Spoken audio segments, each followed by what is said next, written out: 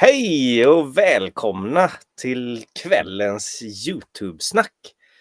Trevligt att ni kunde hoppa på. Jag bestämde mig ganska sent här nu idag för att köra igång en YouTube-snack. Jag pratade lite om det igår med en YouTube-kollega. Och så sa vi det, ja men vi kan väl sitta och snacka lite. Zorro och Sara är i bakgrunden här också, sambo och hund. För den som undrar vad det är som låter i bakgrunden. Men ikväll ska vi prata om hur man får fler följare och jag tänkte bjuda in första gästen. Jag ska bara stänga av den där. Jag ska bara se om det är någon som har skrivit något. Ja, men oj, nu har vi första gästen på gång här. Hallå, Platis-Tobbe! Vad roligt att se dig! Ja, tack! Ja, det var inte bara en skylt jag tog in. Såg ut som det. Ja. Hur är läget? Jag tyckte bra. Ja. Så här i mellandagarna? Ja, det känns lite melankoliskt. Ja. Koleriskt. Mm. Nej, men det är väl bra. Och jag menar, vi som brukar sitta med liksom ett streck emellan rutorna. Ja. Var har det här strecket tagit vägen? Du är nere i Spanien. Ja, det är så. Det är så, ja. De har sagt så. Då behöver man inte ha streck. Nej. Det är finurligt faktiskt. Ja. Ove Aune här, halloj, och Mia och från Mia och Kaffe, Bobilsresor. Trevligt. Halloj. Vi sitter faktiskt med ett varsitt glas vin också, så det är lite mysstämning. Skål. Skål på dig. Ja, vi tänkte ju prata om hur man får fler följare. För det är det viktigaste på hela YouTube. Följare. Oh ja. Du har ju gått över 1000 följare. Hur kändes det? För det är ju jakten på 1000 följare man håller på med. Hur kändes det? Ja, men det var ju en nedräkning liksom till det för att bli lite på riktigt.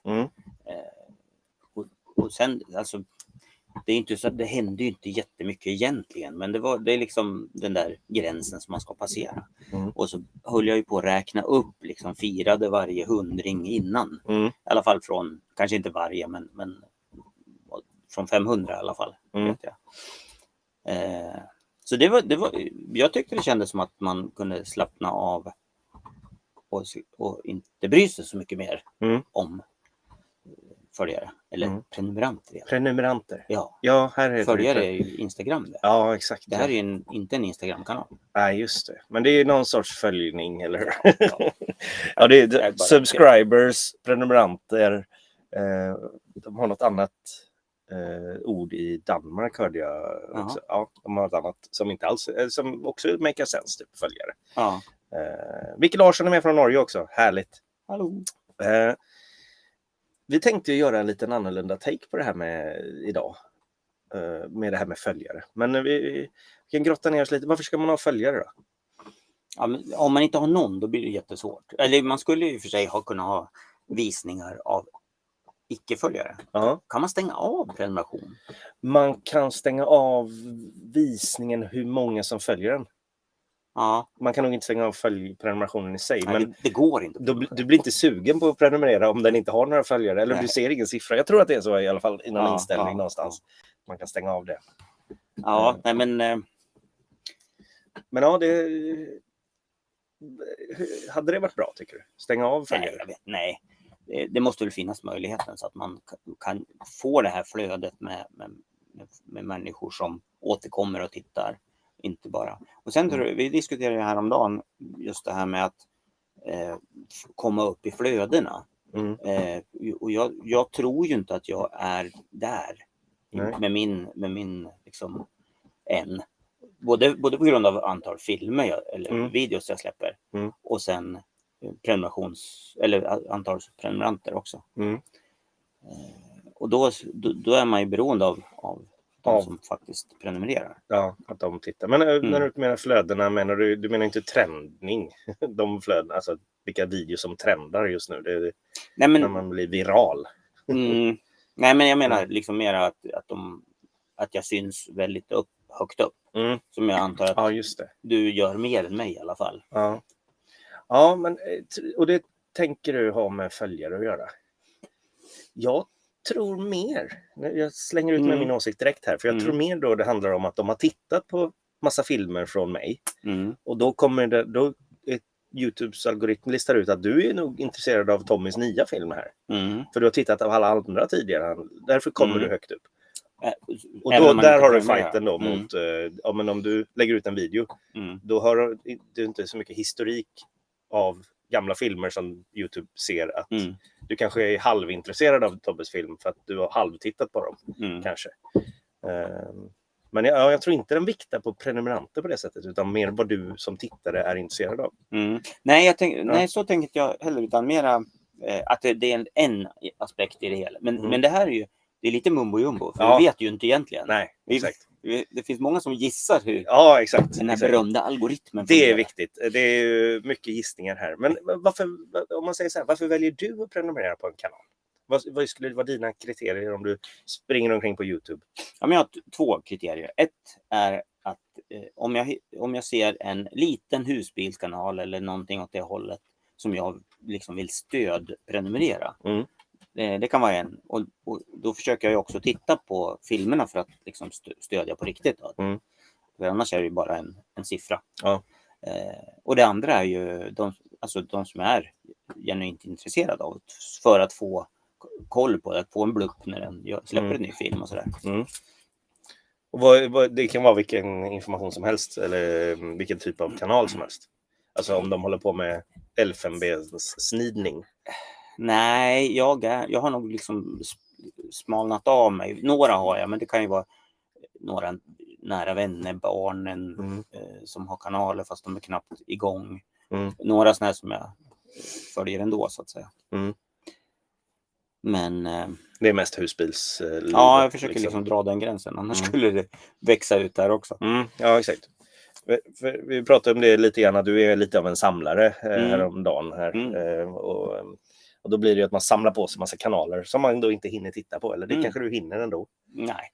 Eller men jag brukar faktiskt ligga i kapp. Men nu när jag har haft så dåligt med surf på vägen ner så har jag inte liksom vågat använda det så mycket. Nej. Jag gillar det här. Vi ska säga hej till Micke Larsson och Björn är här också. Halloj. Tjena. Man kan stänga av visning av antalet följare. Ja, men det är bra. Tjena Sally. Det är precis. Det var det. Men man kan inte avsluta själva knappen. Nej. Men vad tänkte jag på? Jo, en grej som jag gjorde också sådär stödföljde husbilskanaler när det började poppa upp liksom. Men sen har jag numera också, alltså jag har inte städat på det. Men för YouTubes algoritm listar ju ut vilka jag faktiskt tittar på. Det presenterar ju mig det jag faktiskt är intresserad av. Vilket blir biljard, eller snooker ska jag säga. Massa konstiga hobbyämnen liksom, som man bara snör in på av någon anledning. Och massa sådana andra stora YouTubers som Dude Perfect och How Ridiculous tror jag de heter i australiensarna. Och några sådana där. Men det jag väljer på är ju bra filmer också. Om det är en YouTube-kanal som dyker upp, till exempel husbilskanal, och det inte är bra redigerat, eller du vet så här. Ja, eller det kan ju vara intressant i alla fall. Personen kan vara intressant och då kan det vara värt att liksom följa upp och se hur det går. Men är det inte bra filmer, då får jag återkomma när det har blivit bra filmer ungefär. För ibland kan det ju vara lite tråkigt att titta på tråkiga filmer. Eller i dubbel hastighet eller sådär. Nej, och det där har jag liksom sjukdomen att har jag börjat det är liksom det samlarbeteendet. Har jag börjat prenumerera då ska jag titta på dem. Även om det här är jag inte så intresserad av så jag kan jobba samtidigt. Eller jag läser tidningen eller titta på TV. Ja. Så att, och det är ett sjukt beteende bara. Ja. Och är det för att du vill stödja då även med en tittning helt enkelt? Och sen, både det, men sen är det mitt sjuka beteende.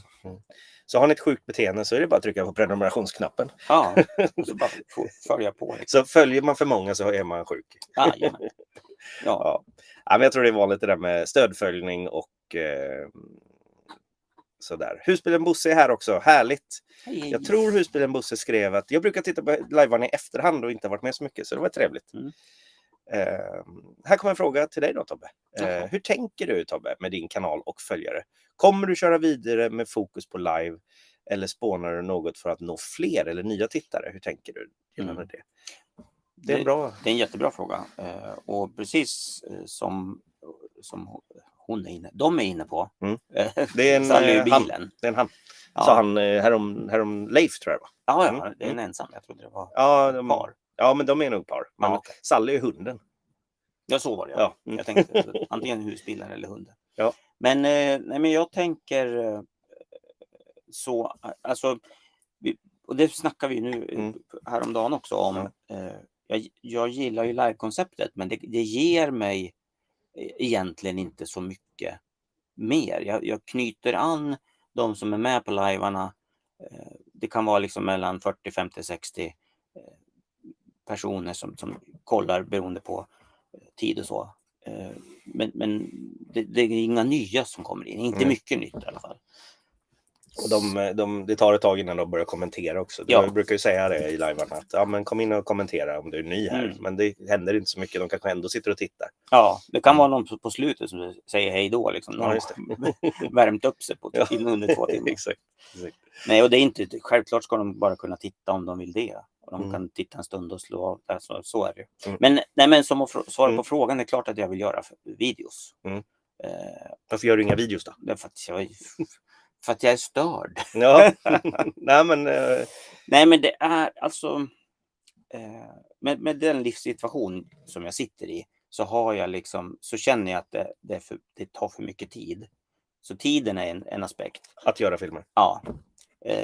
Och sen inte nog med det, så eftersom jag vet att det tar så mycket tid, så vågar jag inte ens sätta mig. Ja, just det. För då blir jag liksom sittande alldeles för länge. Eller att jag försöker liksom, för att vara effektiv, göra något annat samtidigt som jag gör det. Just det. Liksom något annat samlarbeteende som, ja. Så det är väl det. Och det är, så att det är tid, absolut, men det är också en bit som jag måste jobba med själv för att liksom, okej, nu fokuserar jag på det här. Nu sätter jag mig klockan 18 och så gör jag 4 timmar. Och så bara gör jag det. Till exempel istället för liven på lördagar klockan 8. Då blir det redigering i 2 timmar istället. Ja, skulle precis. Kunna vara. Men och livearna blir ju, det var därför jag tänkte på det här när jag testade det här med Mecca-livar. För då fick jag också en anledning till att då måste jag göra den där grejen. Som jag liksom också kanske skjuter på rent praktiskt. Att greja till någonting i bilen då, eller montera något eller sådär. Uppdatera något. Ja, men så anledningen till att du inte gör filmer rent krasst då är redigeringstid. Filmningen gör du i alla fall. Ja, precis. Så, i någon löjlig förhoppning om att jag ska kunna få tid någon gång. Vilket jag egentligen vet med klokhjärnan att jag kommer aldrig få tid. Men då, det är lite kanalstrategi. Har du någon strategi kring det här? Eller är det bara, jag kör vidare med livearna nu? Tills jag nej, jag ska inte säga att jag har någon strategi. Utan det är mera idéer på hur man kan gå vidare. Eller, vi pratar just om idéer. Jag har en hel del idéer på liksom att göra. Men alla de kräver ju också tid. Och utveckla och liksom. Så. Jag har ju en idé. Jag ska gå upp för ett berg till en tjur här borta i Fuengirola och göra en film av det. Men dels står vi inte i närheten av Fuengirola, eller inte så himla nära Fuengirola just nu, så det är ingen idé att göra det. Men sen vet jag ju då, men då ska jag spela in det och planera det lite grann. Kanske inte manus, men ändå planera vad som ska hända i filmen innan jag börjar spela in det. Och sen så måste jag sätta mig och redigera. Men då är det lättare att inte göra den där filmen, utan fortsätta med mina små minivideos liksom. Men ja. Hur Nej, men jag skulle säga att jag har ju fått tips av både dig och Mattias, ja.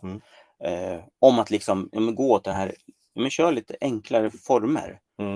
Gör som en live, men spela bara in det och lägg ut det liksom.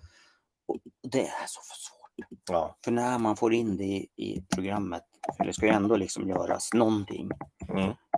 Och så börjar man och klipper och fixar och grejsar. Och då, även om jag har ju försökt göra vloggstuk nu som jag sitter precis och lastar över nu. Den är klar faktiskt. Den har delats upp på där. Men den går inte publik direkt, va? Nej. Annars kommer Plåtestobben släppa en ny film snart. Chockerande. Och det vet du vad? Det kommer bli 2 film. Oj. I samma? Ja. Eller är det 2 olika? Nej, det är liksom Det är första etappen på den här resan Mm. i 2 former. Aha. Så då kan man liksom titta den vanliga videon eller så, inte eller, utan och tycker man det där var ett intressant koncept, då kan man gå vidare på en Level 2. level 2 eller bonusfilm eller den här avarten av videon. Ja, Så det får vi se. spännande. Ja, men det är lite så här nya koncept och grejer. Jag la till dig i namnet här, såg du det? Men jag måste ju skriva det baklänges faktiskt. Så. Ja, faktiskt. Så vi sitter, annars får jag ju vända på mig själv. Ja. Men har du någon strategi på det här med nya tittare och nya prenumeranter? Det var jag också med i den frågan. Ja, absolut. Nej, men det är bara för att rulla på nu eller liksom? Ja, men jag måste göra film. Det är liksom det är det enda jag gör. Så jag behöver inte tänka på så många andra detaljer. Nej. Utan mata film. Ja. Det tänker jag även på den här kanalen, YouTube-snack. Att jag behöver lägga ut en välkommen till YouTube-snack ungefär. För att bara visa att den här kan och berätta att det är massa live klockan 8. Men det gäller ju bara att göra det. Se till att göra det. Och jag tänkte bara en sån här kort, typ hålla telefonen och bara ladda upp liksom. Men det är tid och prioriteringar och så ska jag tänka säga rätt. Och så bara, det är inte så noga. Den här behöver inte växa så fort, den här kanalen. För i så fall hade jag gärna lagt upp ett par filmer. Kanske summering av en live. Eller ihopklippning av liven. Eller att jag bara sitter och summerar vad vi pratade om. Och så hoppa in i den där liven och kolla på den 2 timmar. Eller 1,5 eller vad det brukar ligga på. Men det är bara ta tid och göra det. Det är inte... Då tror jag, i och med att om det finns en film så tror jag det är lättare också att hamna i flödena. Ja, men så är det precis. För det är inte så jäkla roligt att trycka igång 1,5 timmes YouTube-snack när man aldrig har sett den innan och ser bara tomtar som trollar. Något sånt. Tomtar och troll. Ja. Vi ska se, Leif och Tina heter de där från Salles hus. Precis. För en gångs skull hade jag tid att kolla i realtid och då uppfattade jag inte att det skulle bli en nummer 7 idag. Så nu är jag jätteglad att ni var igång. Ja, men vad härligt. Det är gött. Vi körde en bonus helt enkelt. Mia och Koffe, kul att se och höra om ämnen, men måste jobba. Kolla in er sen. Ha det gött. Hej! Salle säger, en del kanaler har många prenumeranter men få visningar. Just det. Det är en bra poäng. Vi ska gå in och titta lite grann på en kanal här. Analysera den lite. Så kan man se. Den behöver inte göra något mer nu, eller? Ska vi... Nej. Klar. Ska jag Du dra? kan slå igen. Ja, så kan jag få... Vi har 4 datorer här. En där, jag behöver inte visa. Sara sitter bakom där och en där och en där. Så vi har 4 datorer. Men jag smäckar igen ändå. Så. För mig är egentligen inte antalet prenumeranter så viktigt. Nej, det är roligare om det ökar i antalet visningar. Och det är väldigt sant. För det är ju visningarna sen. När man väl kommer upp i de där 1000, då kan man slå på reklam och då är det ju visningarna man tjänar pengar på, inte prenumeranter. Så även fast någon har 10 000 prenumeranter eller 10 miljoner så spelar inte det någon roll, för de får inga pengar av de prenumeranterna om det inte är medlemskap och sånt där tjafs. Och det är en viktig bit att ha med sig också om man söker liksom med eller samarbeten eller liknande, för de flesta är ju liksom inriktade på antal prenumeranter. Tittarna är liksom, har du så där många prenumeranter eller har du inte fler liksom. Så att det är en utbildningsdel i att liksom förmedla det. Ja. Speciellt när det kommer till liksom samarbeten som tänker prenumeranter hela tiden. Ja, visst. Vilket gör att man kan ju till och med köpa prenumeranter också. Ja. Och då är det verkligen tomma prenumeranter som bara är en siffra som är ingen som tittar liksom. Och det tror jag förstör en kanal ganska bra. Det tror jag bara. Man köper in tomma prenumeranter. För då vet inte YouTube-algoritmen sen vilka är dina egentliga tittare och prenumeranter. För de skickar de ut filmen till de här och de tittar aldrig. Så bara, nej, men då går det nog inte så bra. Men det är väldigt sann poäng där. Jag tänker att vi hoppar in i det här granskande ämnet. Är det någon som vill att vi ska diskutera? För nu ska vi diskutera en kanal som har anmält sig frivilligt till den här diskussionen. Vi ska granska den och ge tips kanske, eller råd och idéer på hur den här kanalen kan justera sig för att växa, kanske. Men vad är det för tokskalle som är Ja, det är en sån där, vi ska se, vi delar den direkt här. Där och där delar vi den. Jag ska bara se hur det ser ut här nu. Vi är små huvuden där nere, ja, det ser bra ut. Men då ser ni ju vad jag tittar på. Plåtis-Tobbe på Åsen. Hans kanal ska vi granska. Det tycker jag låter som en god idé. Ja. Det behövs nog också. En grej som man ser direkt när man kommer in på kanalen är den här översta bilden. Hur tänkte du här med den här bilden? Jag tänkte inte alls. Nej. Det var en kompis som fixade åt mig. Ja. Nej, men och faktum är att jag kikade på den här för några veckor sedan, eller innan jag stack, och tänkte den där måste jag också ta och tänka lite nytt runt. Varför ska man ha en bild där då? Där uppe? Jag vet inte riktigt när ja, det syns. När den syns så att säga. Utan det är väl i så fall något välkomnande. Men det vet du säkert bättre än jag. Jag tänker, den syns ju när man går in på kanalens sida, om man säger. Och då kan det ge ett professionellt intryck med en schysst bild här. Vi ska inte hoppa vidare till andra kanaler nu, för de har inte bett om att få granska det. Men man kan se en del stora, de kan skriva vad tusan som helst där, för det spelar nästan ingen roll, för de är redan så stora så att de lever sitt eget universum. Men att ha en bra bild där uppe som förmedlar någonting. Här kan man säga att det är lite resor, det är lite frimärken eller någonting, en solnedgång där, och så din logga igen då. Den kan ju, i mobilen så blir den lite mindre. Men i mobilen så hamnar också den här runda ikonen, kanalikonen, den hamnar också i mitten, så då kan det bli lite upprepning i det här fallet då. Vilket jag tittade på mycket när jag gjorde den här bilden åt dig. Och sen ser man ju någonting längst ner till höger här, man kan lägga in lite länkar. De här, det verkar vara svart där. Det är punkter. Vi ska se. Det är några kanallänkar här. Ja. My Daughter and Family Channel, och det är konstigt, och My Son's Gaming Channel på YouTube. Och den ser man inte riktigt i den här bilden här. Det är lite knäppigt. Men man kan då lägga in en länk till Facebook och en länk till Instagram till exempel. Eller till sin hemsida om man har en annan hemsida eller en blogg eller något sånt där. Det kan man göra om man vill driva trafik mellan, så man kan hoppa runt och följa det på alla möjliga grejer där. Sen är det den här siffran som man då kan välja att slå av om man vill, så man inte ser den. Nu ska vi se. Det som jag tänker på här uppe i det övre, det är att det ska vara tydligt vad kanalen handlar om. Och då, hela ditt namn är ju att det handlar om dig. Du har en plåtis, även fast det kan förväxlas med yrket plåtis, eller plåtslagare. Som du sagt, men du har en bil i bilden här, du har en väg också som symboliserar lite traveling. Här nere syns inte riktigt att man ser nog att det är en bil om man känner igen det.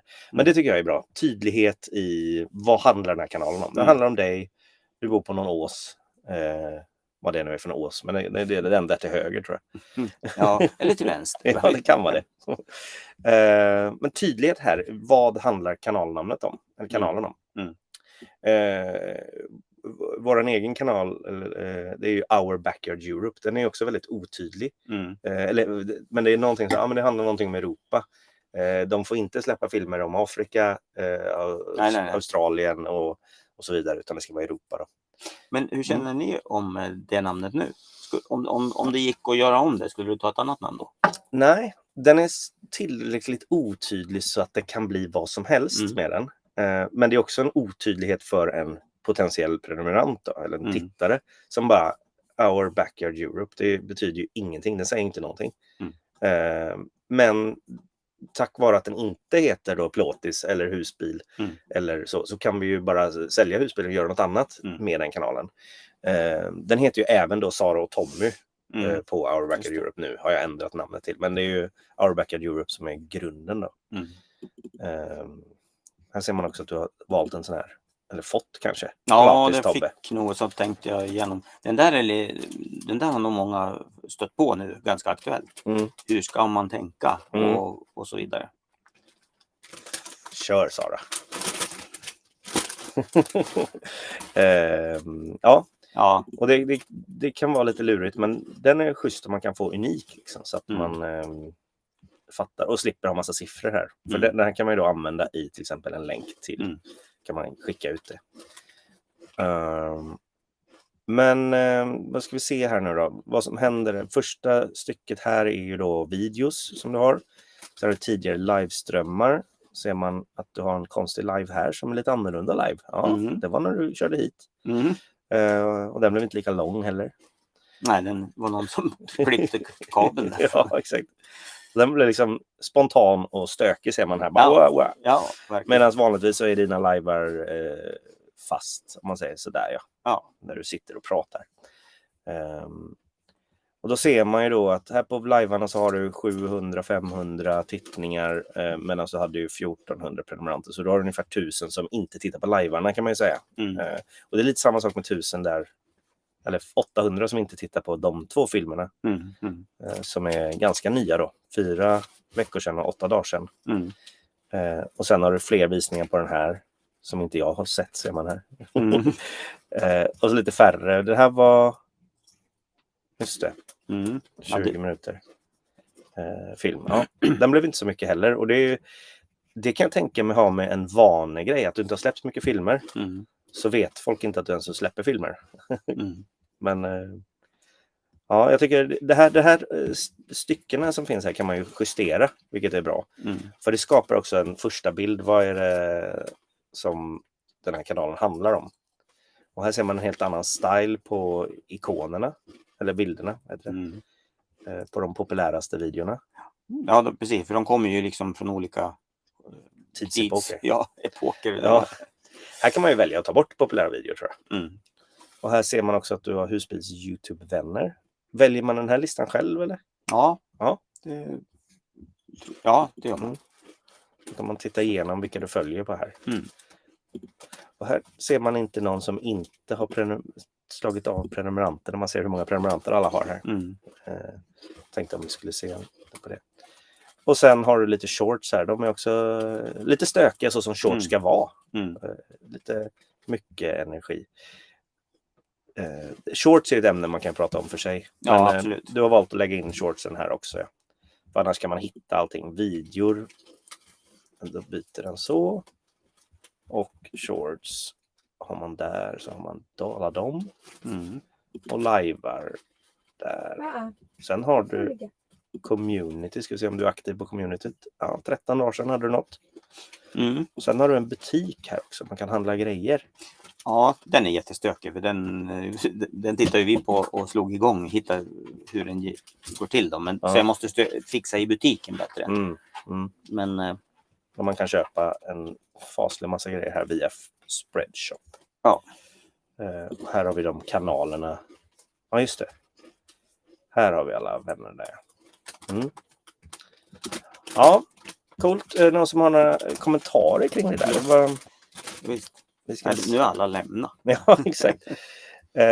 Då ska vi se. Hallå på alla som har kommit in här nu. Nu ska vi... Där var vi. Ja, ta min säger Ove där. Ja, men det gör vi. Jag lägger ut den här så länge så kommer vi ihåg det om en liten stund. Sally säger, det viktiga är väl att ha roligt och må bra och inte pressa ut massa filmer, vända ut och in sig på sig själv. Välmående går alltid först för mig. Den tycker jag är väldigt bra. Hur ofta ska jag släppa en film? Så ofta du orkar och mäktar med är det ju svaret. Och har man roligt när man redigerar och inte ser det som ett tvång, då funkar det. Annars blir det inte bra. Nej, och precis. Och jag tycker att det är roligt. Ja. Det är liksom, jag tycker hela det här stuket är jättekul. Men nej, men det finns något. Så att det är inte liksom, det är ingen påtryckning, ingen som förväntningar. Ja, nu skojar man ju om att Tobbe han lajvar ju bara liksom. Han släpper ju aldrig några videos. Och det köper jag. Det tycker jag är helt okej. Man driver om det. Och jag kan själv driva med det. Ja, exakt. Skulle du vill prata lite om din strategi då. Kommer du att sluta lajva vid något tillfälle och då kommer du, eller bara spontan live, eller har du någon sån tanke? Ja, men lite grann. Alltså antingen när det börjar bli tråkigt. Jag har gjort jämförelser med när jag var ute och trubadura förut. Då tjänar man ju faktiskt pengar när man är ute och spelar på lokal och sånt. Och då, men om man jämför de slantarna man får in på det mot det blir ett dygns bortavaro ungefär för en spelning. Liksom att plocka upp, spela, upp, vänta till slut och så man drar 4-5 på en eftermiddag och så hemma 4-5 på natten. Och det är liksom, när det inte blir tillräckligt roligt, då är pengarna inte tillräckligt drivande. Nej. Och här, alltså, det kan man också säga, live tjänar man ju absolut inga pengar på. Nej. Jag vet inte, de som har miljoners med tittare. Men på den mängden jag har så är det liksom mycket sämre än filmerna också. Men jo, så att för att svara på din fråga. Ja, det var där vi skulle. Det var dit vi skulle komma. Så att jag kan absolut tänka mig att när det inte blir roligt, då kan jag sluta eller dra ut på det på något vis liksom. Nu är jag har gjort 46 eller 47. Det vore ju kul liksom gå in i mål på ett år liksom. 50, 52. 50 är en bra siffra. Ja. För går du på 52 då ska det vara 52 då också. Ja. Men sen kan det bli spontanlajvar i alla fall i framtiden. Även fast slutar vi 52 tänker jag. Ja, och det är precis. Och det antingen spontant samma stuk eller en annat stuk. För som vi pratade om för en stund sedan, så det är liksom samma folk som är med och de trivs bra där. Alltså, så att jag tror där finns det väl en bit att många följare skulle bli vad fan, men ska du sluta köra live? Alltså, vad ska vi göra då på lördagkvällar? Ja visst, vi käkar ju räkor till det här. Vad ska vi nu? Måste vi titta på Let's Dance och sånt där elände? Ja, exakt. Du kan väl basunera ut när du ska sluta så någon annan kanal kan ta vid. Ja. Så du styr över alla tittare till de livearna istället. Det är nästan att man kan sälja en sån tid. Va? Exakt. Hör av er om ni vill köpa 8:00 på lördagar. Nomad Sweden här, jag har inte klickat upp för kommentarerna jag läst innan, märkte jag här. Visningar ger pengar, men prenumeranter är också ett kvitto på att man levererar något som folk vill fortsätta se på. En del har tur med virala videos men gör ingenting för kanalen. Ja, precis. Det har jag sett liksom, någon kanal man har sprungit in i så är liksom 200 visningar, 300 visningar och sen bara 70 000 visningar på en för att det var ett intressant ämne, de hittade rätt och sen inte kan återupprepa den igen och då de kanske får massa prenumeranter på den ändå men det är fortfarande där kanalen inte så himla bra kanske, men den videon just var bra. Ja, men det var bra. Nomad Sweden har varit här förut också, men hej från den som inte åker plåtis. Ja. Eller husbil eller något sånt då, tror jag. Utan det är ju... Sara säger till Zorro här i bakgrunden, han får inte hoppa hit. Nej, men jag får förklara bara. Vi har ju inte en studio vi sitter i, utan det här är ju våran husbil, min och Saras. Ja, tjena. Här har vi en ny Anders Järkendal. Hallå på er, kul och intressant ämne även denna gång. Just det, och bra. Det är kul. Vi ska försöka bena ut ännu mer om det här med prenumeranter. För det är, eller följare som jag har skrivit. Då. Prenumeranter, jag måste byta. Men prenumeranter är ett onaturligt ord i munnen nästan. Följare är naturligt. Han kör ju MC där, ja precis. Husbilen Bosse. Jag tror att min kanal har en tydlig inriktning, men jag har en kanal till där jag delar filmer från konserter, festivaler och sånt annat som jag antar att inte är intressant för denna nischen. Nej, det där är en bra grej. Att man har en husbilskanal tydligt och sen har man en annan kanal om konserter och filmer. Sara pruttade inte utan det var hennes mun. Sara? Han var i Tobbes korg. Jag tittar också på film så jag... Ja. Sen kommer jag att ha lagt värsta braken mitt i eran. Ja, det var därför jag fick förklara att det inte var tyst nu. Sluta fissa. Ja, men det där tycker jag är intressant för det har vi pratat om också. Nu måste jag ta med den här. Ska bara... Att splitta upp kanalen om man håller på med två olika saker. Vad säger du där? Har du två olika saker på din kanal? Ja, alltså livebandet är ju nästan en egen kanal egentligen. Men jag vill ju koppla det till husbileri. Men själva spelandet, att jag sitter och lirar en låt, det har ju inte så mycket med husbil att göra. Ja, just det. Du råkar ofta sitta i din husbil. Eller plottis, men ja, precis. Men jag känner ju att jag vill koppla ihop det. Och dessutom har jag varit med på träffar och spelat live där också. Ja, live, husbilsträffar för att vara tydlig där. Precis. Så att, nej, jag tror inte det. Men det finns ju en risk i kommande material att det kan vara en kanal som behöver en annan kanal. Ja, just det. Eller en video som kommer att behöva andra kanaler. Ja. Så det får vi se.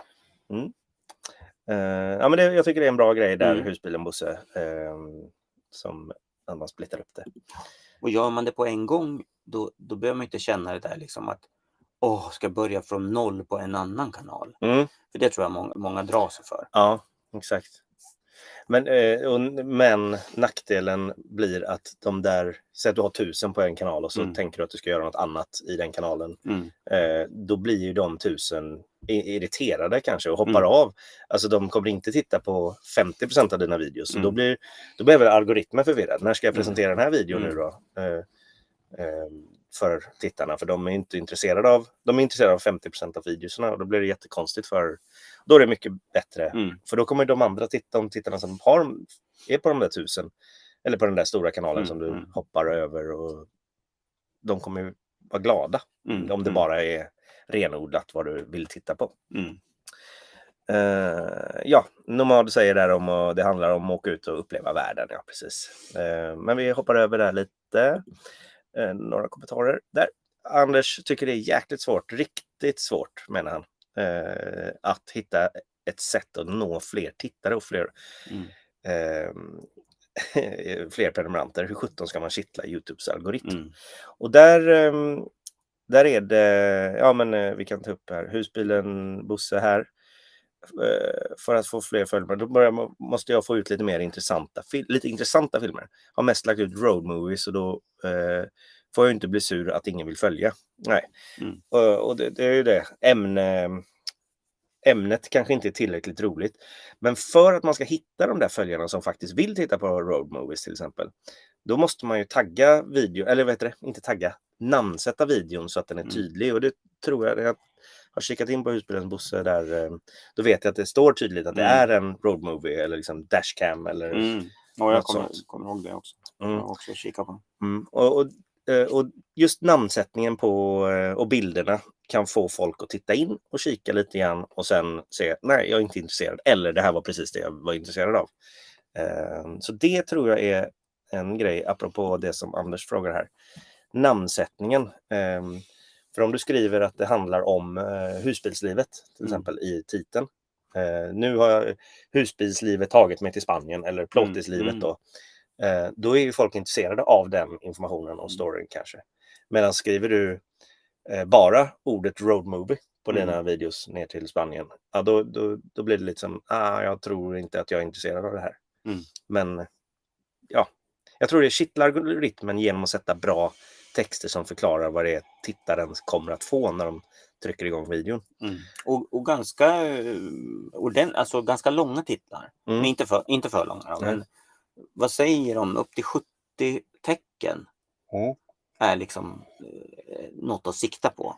Och sen den här kopplingen. Men det här är ju också saker man tror funkar för algoritmen. Men, det är teorier alltihop. Ja. Men att man har ord från titeln även finns med i beskrivningen. Just det. Och sen har man ju också den här möjligheten att lägga 3 taggar i titeln. Tänker jag rätt nu? Nej. Nej, du kan lägga in beskrivningen. Du kan lägga det med titeln också. Faktiskt. De har nog ändrat lite grann på hur den där taggarna presenteras nu. Har jag märkt på datorn. Att det ser lite annorlunda ut med de där taggarna. Men det är en sån grej att tagga ihop sina filmer med, så fattar man, men det här är en husbilslivsfilm, du taggar den taggen, så fattar algoritmen att de hänger ihop på något sätt. Men max, jag kollade upp den här siffran hur många taggar, men vi hoppar över det. Men det är en bra grej att text, bild, text och beskrivning för att YouTubes algoritm ska fatta vad det handlar om. För den är inte så bra på svenska. Eller jo, det kanske det är. Men den,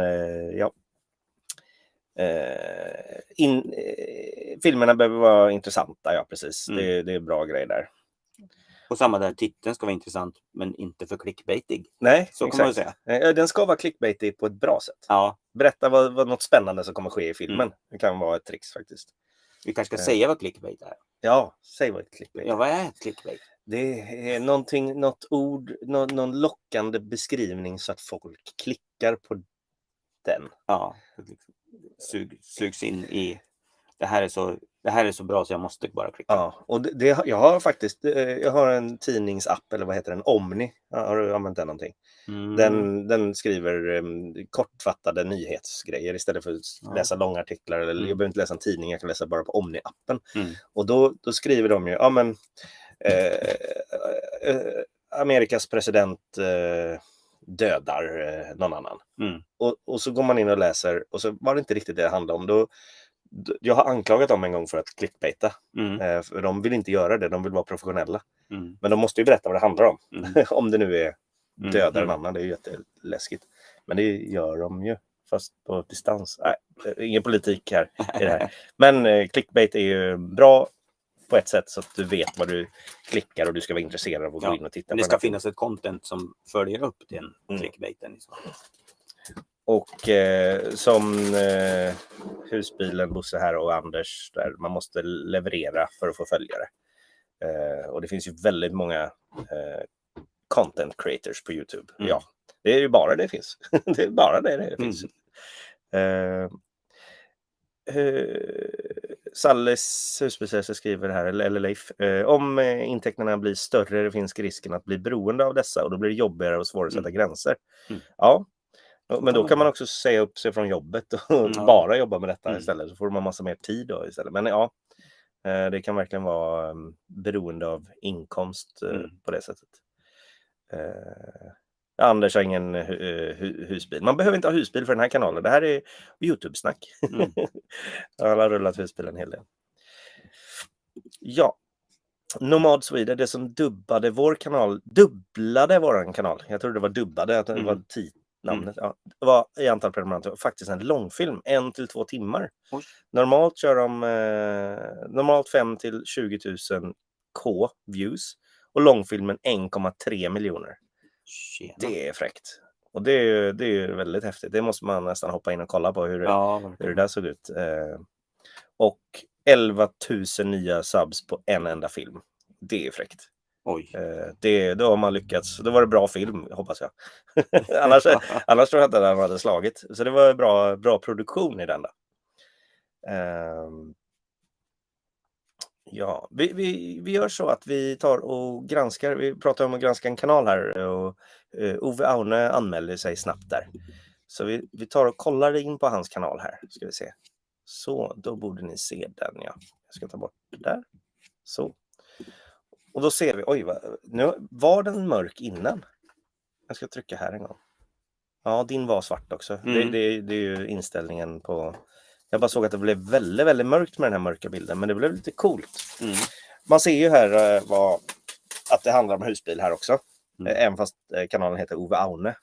Och där har du ju ett nickname som är lite konstigt faktiskt. Ja. Man förstår inte den. OAS 60. OAS. Ove Aune. Kanal. Så den är, men där vet jag inte hur man ska göra än. Kan man byta den när man väl har valt den? Ja, jag tycker jag har läst mig till att det går att byta. Så det kan vara värt att kanske byta till Ove Aune. Om det, för det här är ju namnet på kanalen då. Vad handlar den här om? Den handlar om Ove Aune. Kanske om husbilsliv då, eftersom det är lite sånt. Men jag gillar den här bilden, den var ren. Och den har en husbil med sig här. Lite stökigt med en person som står här. Har han smygfotat det här på någon annan eller tror du att det är hans egen husbil? Ja, jag tror det är hans fru. Ja. Och så en härlig eld bakom backspegeln. Ja, det var en härlig bild. Den blir kanske lite mörk. Alltså är det bara fricamping? Men här skulle man kunna... Nu tar det här... Nu är det mörk tid. Liksom, och visa på liksom, årstid. Och att det är en höstbild. Liksom, känns det som. Och att det var mysigt där med brasan fast det liksom är mörkt och så. Och det är också ett sätt man skulle kunna jobba med olika... Och byta ut den, ja. För när man väl springer in på den här sidan, vilket man inte gör hela tiden när man väl har valt att börja följa Ove Aune, så blir den här bilden kanske knasig i vår, när man vill ha vårkänslor. Kanske. Ja, nej, men vi är som sagt inga experter, vi bara spånar. Och sen ser man en husbilsbild här också. Det ligger någonting där framför. Jag vet inte riktigt, men det var en härlig solnedgång där. Jag tror att det som ligger där. Det är en grill! Ja. Det syntes inte. Det var en härlig bild, men den passar sig nästan inte. Det är för mycket som händer. Ja. Alltså grillen behöver inte vara med i den här bilden. Ja, nej, jag tycker ändå den funkar okej. Jag skulle nog vilja se mer av husbilen bara. Ja. Men det där är svårt, just i de bilderna. För det är ju sådär man ser dem, det där sådär litet.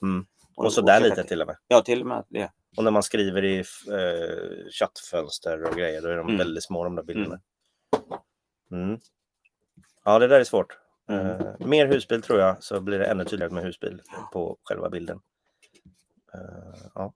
Det ser man ju kanske på där att man ser dem knappt, de här små ikonerna. Ska vi se, videor och sen shorts. Kylig kvällsbröd. Den passar ju nu då till här uppe. Den här bilden. Och här ser man att det är jultema just nu. Men här, just det, här kom det. Populära videos.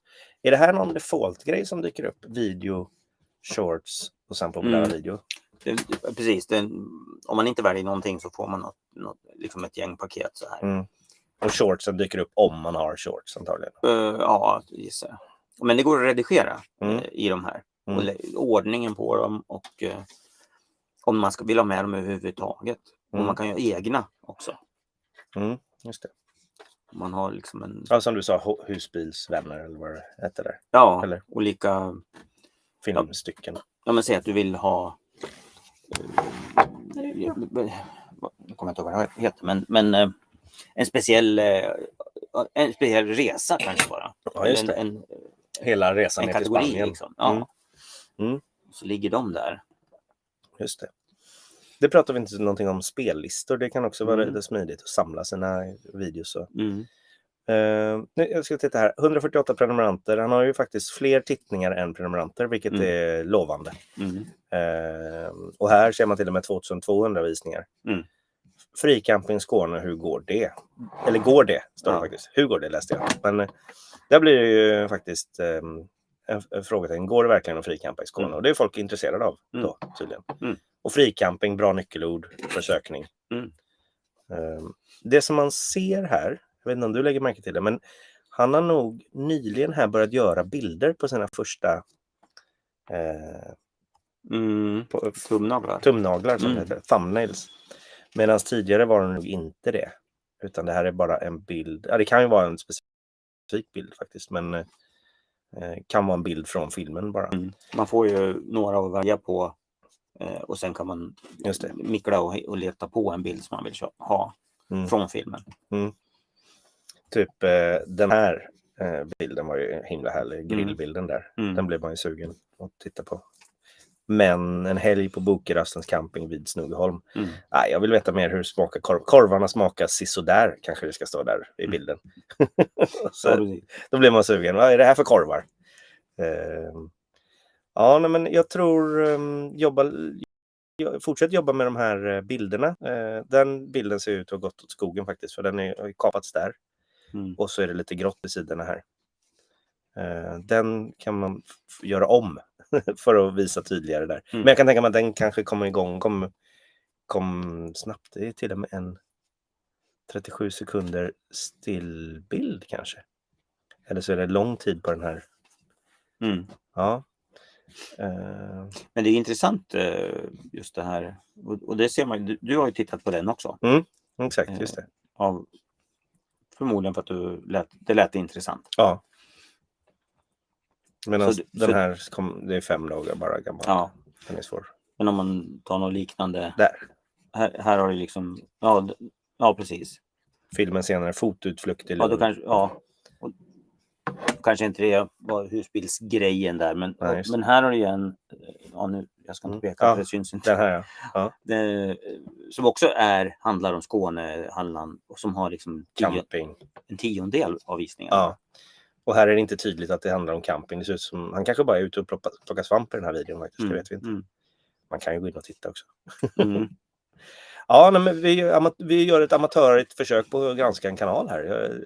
Har ni några andra tankar om det där, så hade det varit intressant. Gör vi så är vi tillbaka i bild här igen. Hej.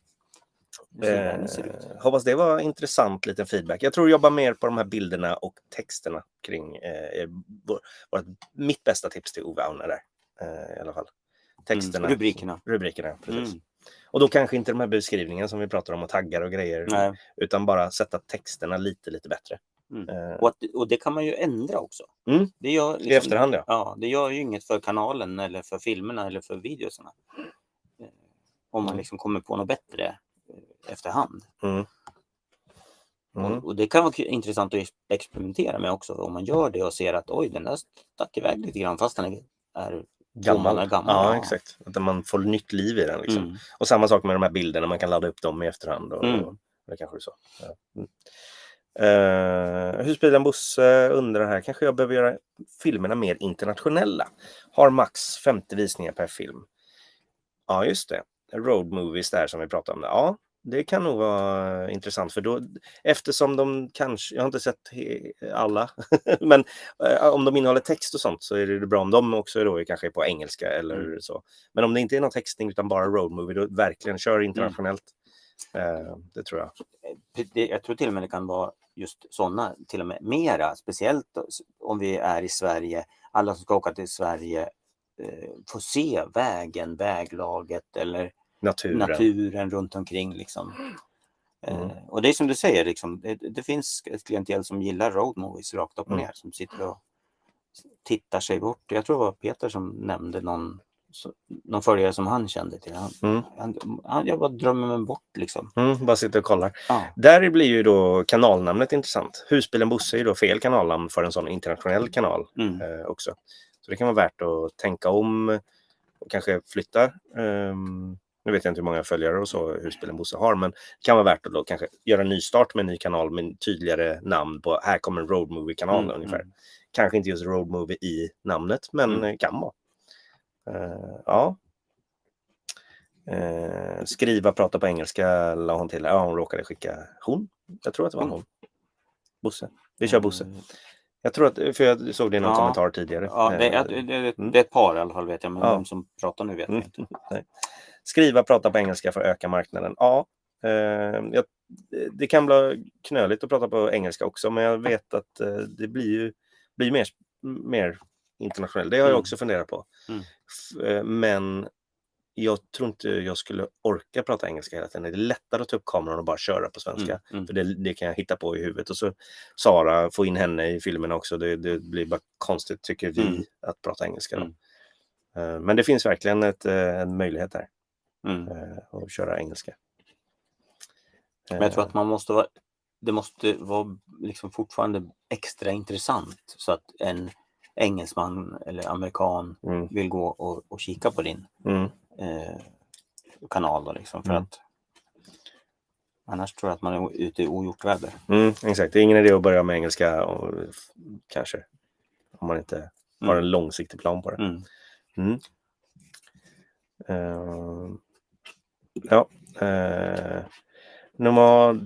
Just det, Anders säger att bra tips, mina filmer är ganska korta.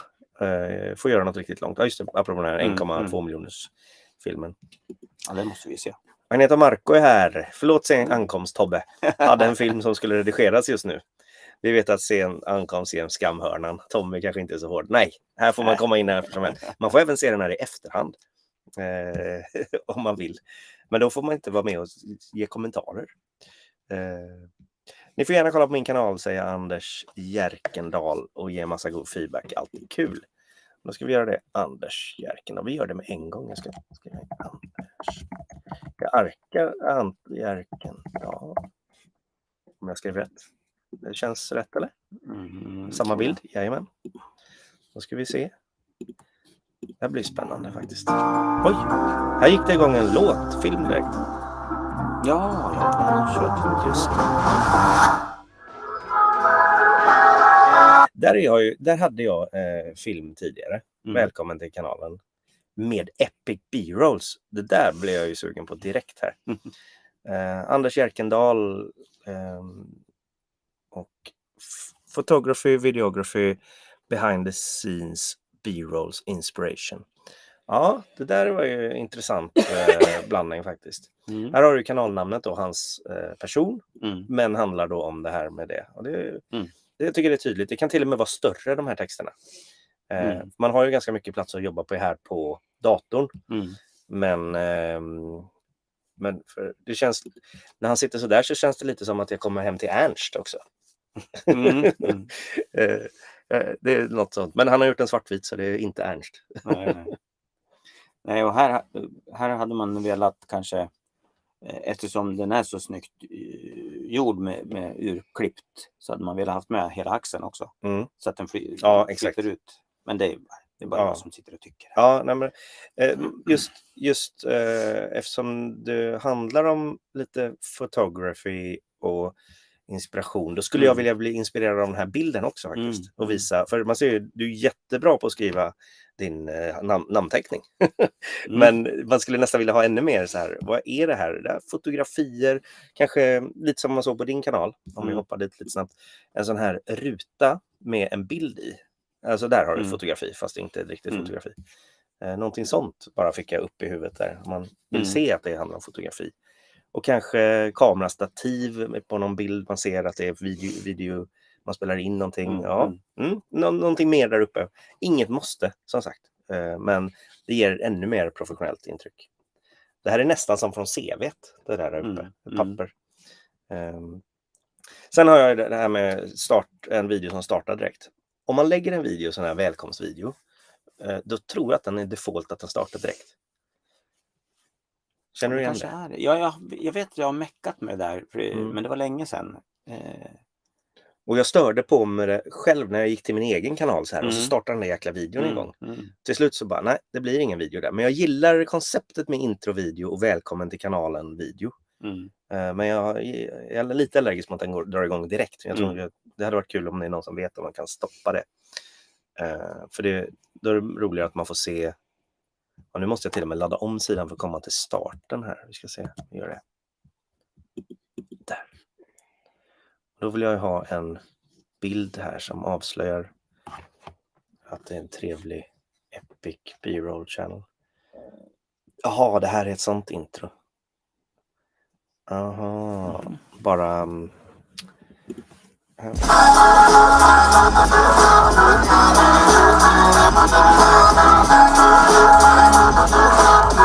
Ja, jag skulle nog vilja ha mer om dig eftersom kanalen handlar mer om Anders här. Då vill jag höra Anders presentera kanalen. Det kan vara lite lurigt. Men det tror jag på. Och här ser man att han kör på engelska också. Skulle man kunna gissa att han har en firma med sitt namn att jobba med? Det är därför som... Ja, typ enskild firma eller aktiebolag. Ja, för att kunna göra sina fotojobb. Ja. Ja, jag vet inte. Den här videon tror inte jag var så säljande på det du gör faktiskt. Man vill ju se en epic B-roll då. Det här tyckte inte jag var en epic B-roll. Nej, det är min feedback på den. Snabb grej. Men jag gillar att man kan hoppa in och läsa mer här om kanalen då. Hope you see in the next video. Ja, men det var en tanke där på den. Ja, just det här står det. My new self-made intro Final Cut Pro. Det är någonting man kan göra genom Final Cut Pro. Ja, cool. Sen har vi Relax in Nature, Snow, Behind the Scenes.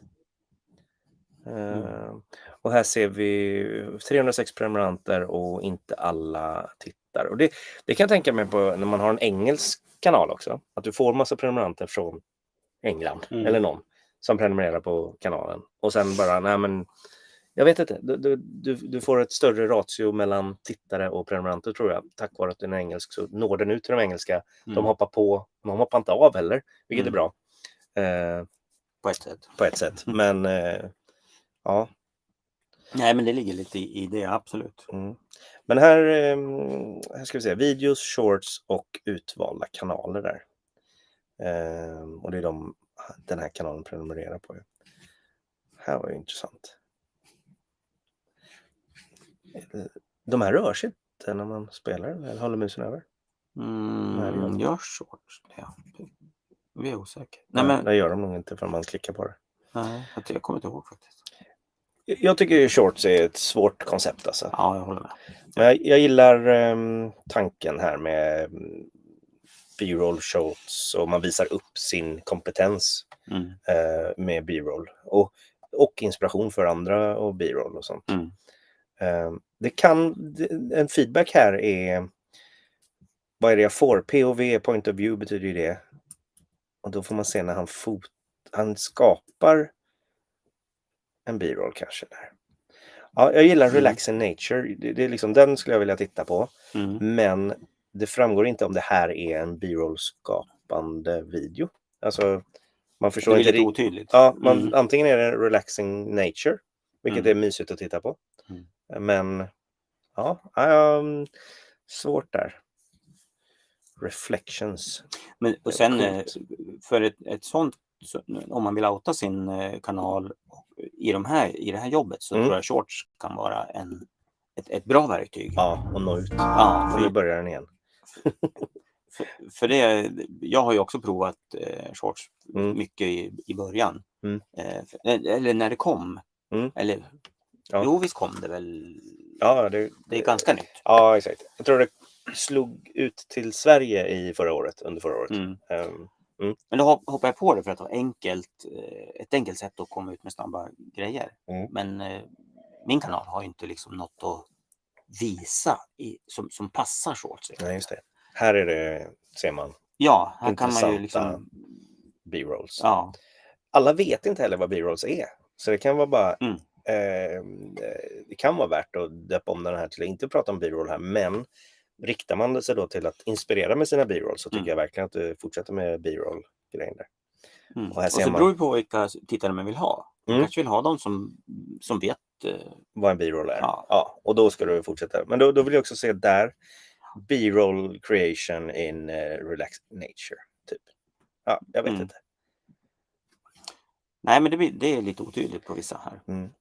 Sen har jag en generell, apropå det här med att skaffa fler följare, så är ju jag inte så mycket för att fira. Du sa ju du firade varje 100 följare, för man vill ju ha följare. Men de som följer, de bryr sig inte om att han har fått 300 prenumeranter.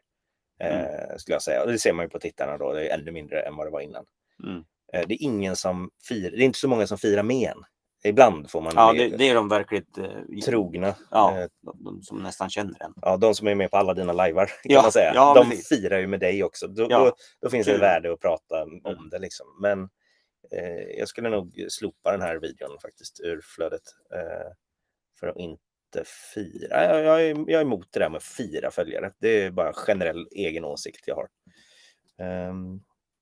How to film great videos behind the scenes. Ja, det här är bra. Det här är intressant. Jag gillar konceptet liksom. Det var det jag skulle gå in på, videos här. Och titta hur det har gått med tittarna. Det är bara där har vi 160.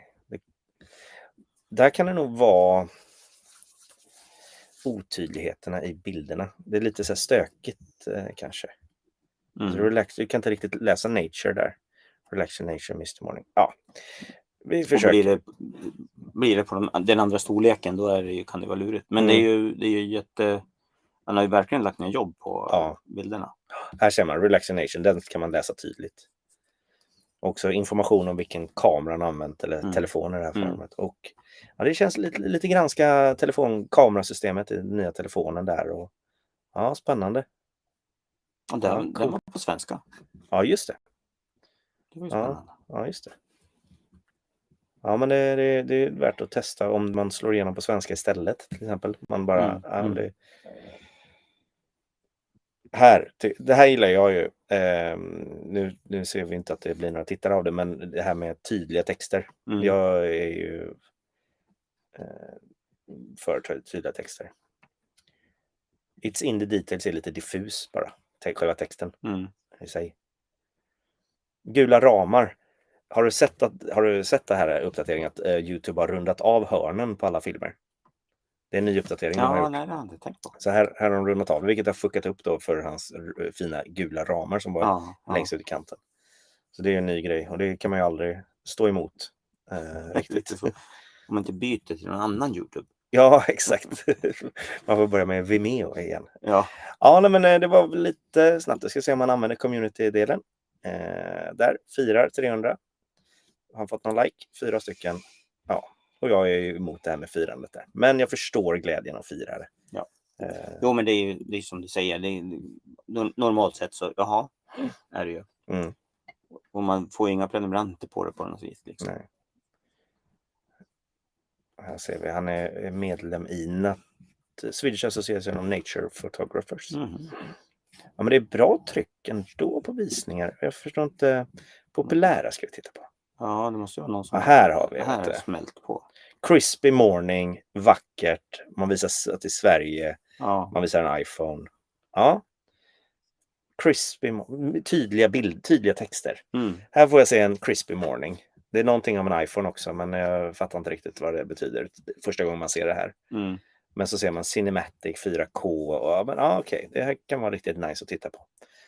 Tydliga texter, Mr. Lake. Branäs, den där. GoPro.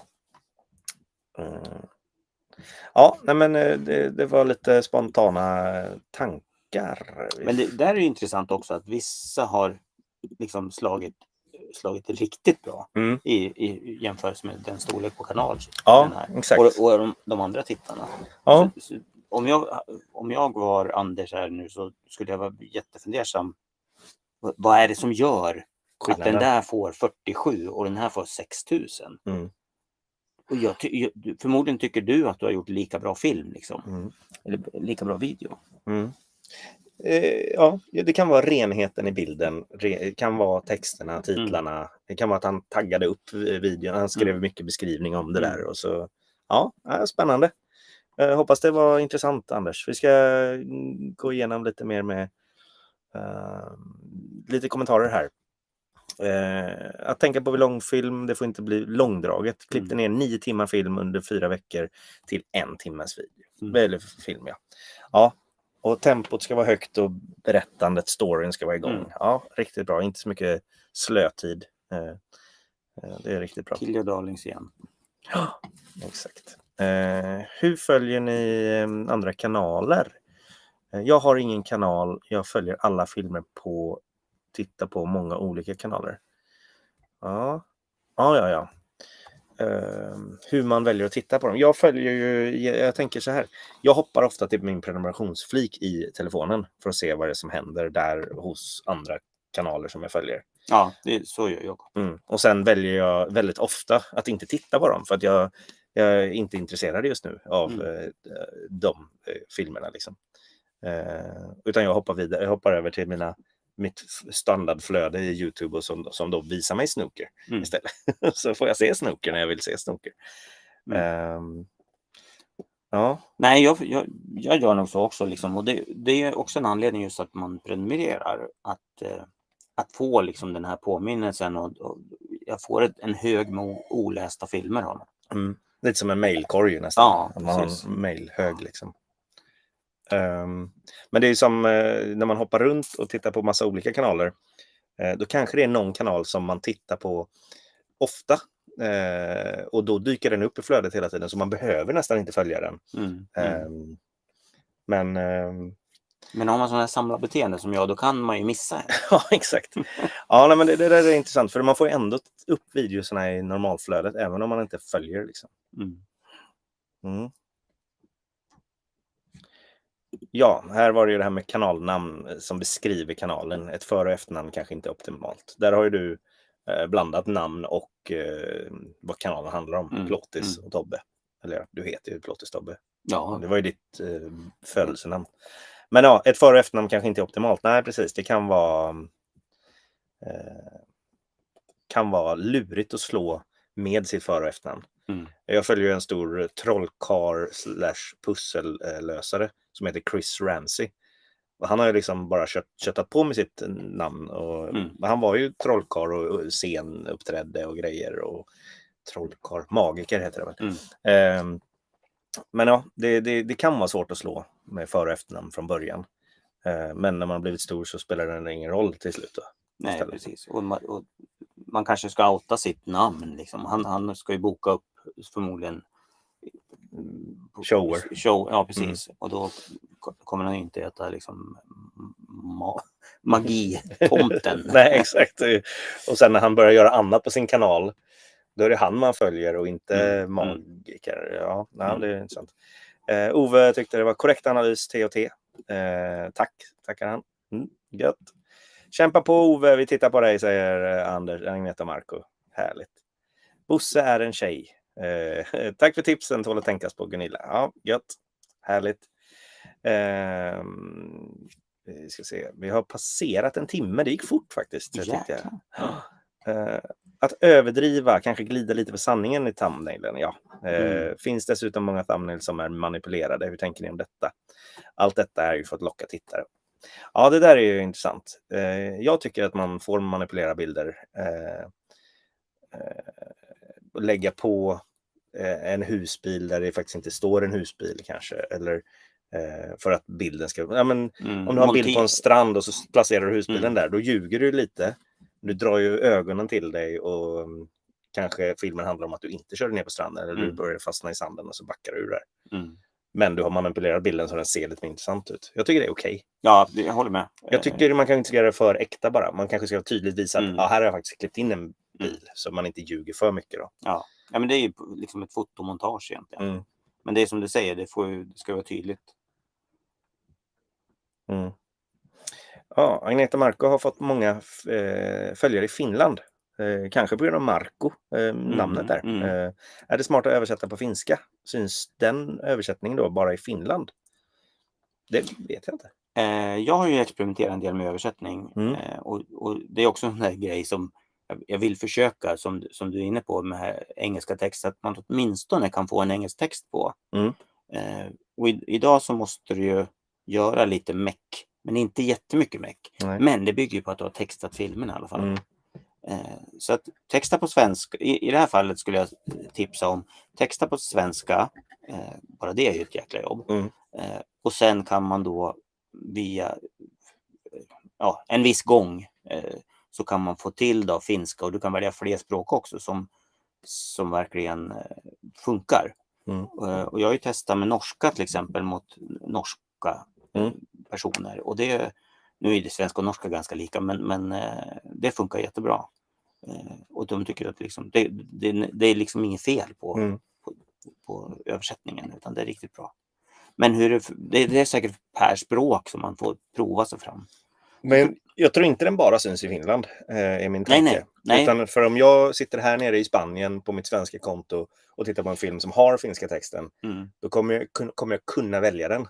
Men förhoppningsvis har den fortfarande svenska då, som grund då, kanske, eller engelska. Ja, men det finns ett standard. Och sen, för det första så är det inte textat heller som standard. Du måste ju klicka i att det ska vara textat. Och i nästa steg klickar du i vilket språk du vill ha som är möjligt då.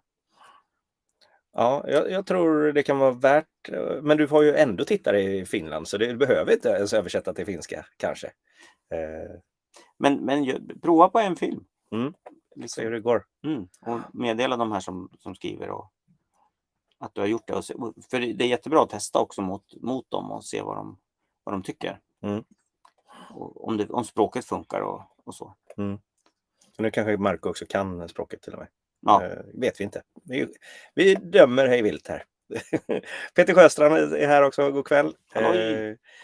Nu, och Husbilen Bosse skriver, nu fick min kanal en sån där jobbig kanaltrailer. Tack för tipset. Ja, gött. Anders tyckte det var toppen, bra feedback. Kul. Tack. Och Nomad Sweden gav också lite här. Din profilbild kanalband lovar en person, men den finns inte med i kanalen. Nej, det är sant.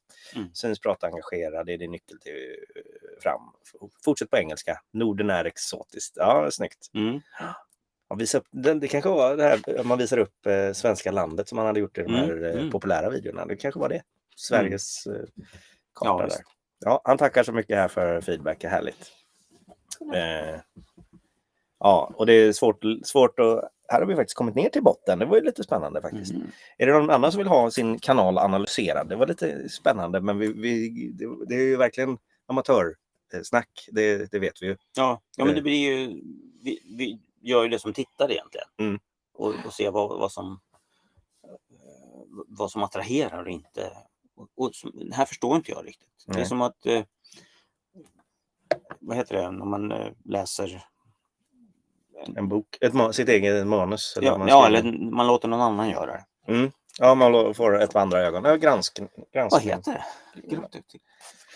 Korrekturläsa. Så heter det. Så kan man säga. Och det är lite så vi gör då, korrekturläser. För vi har ju tänkt på alla de här jäkla grejerna men inte lyckats själva helt perfekt.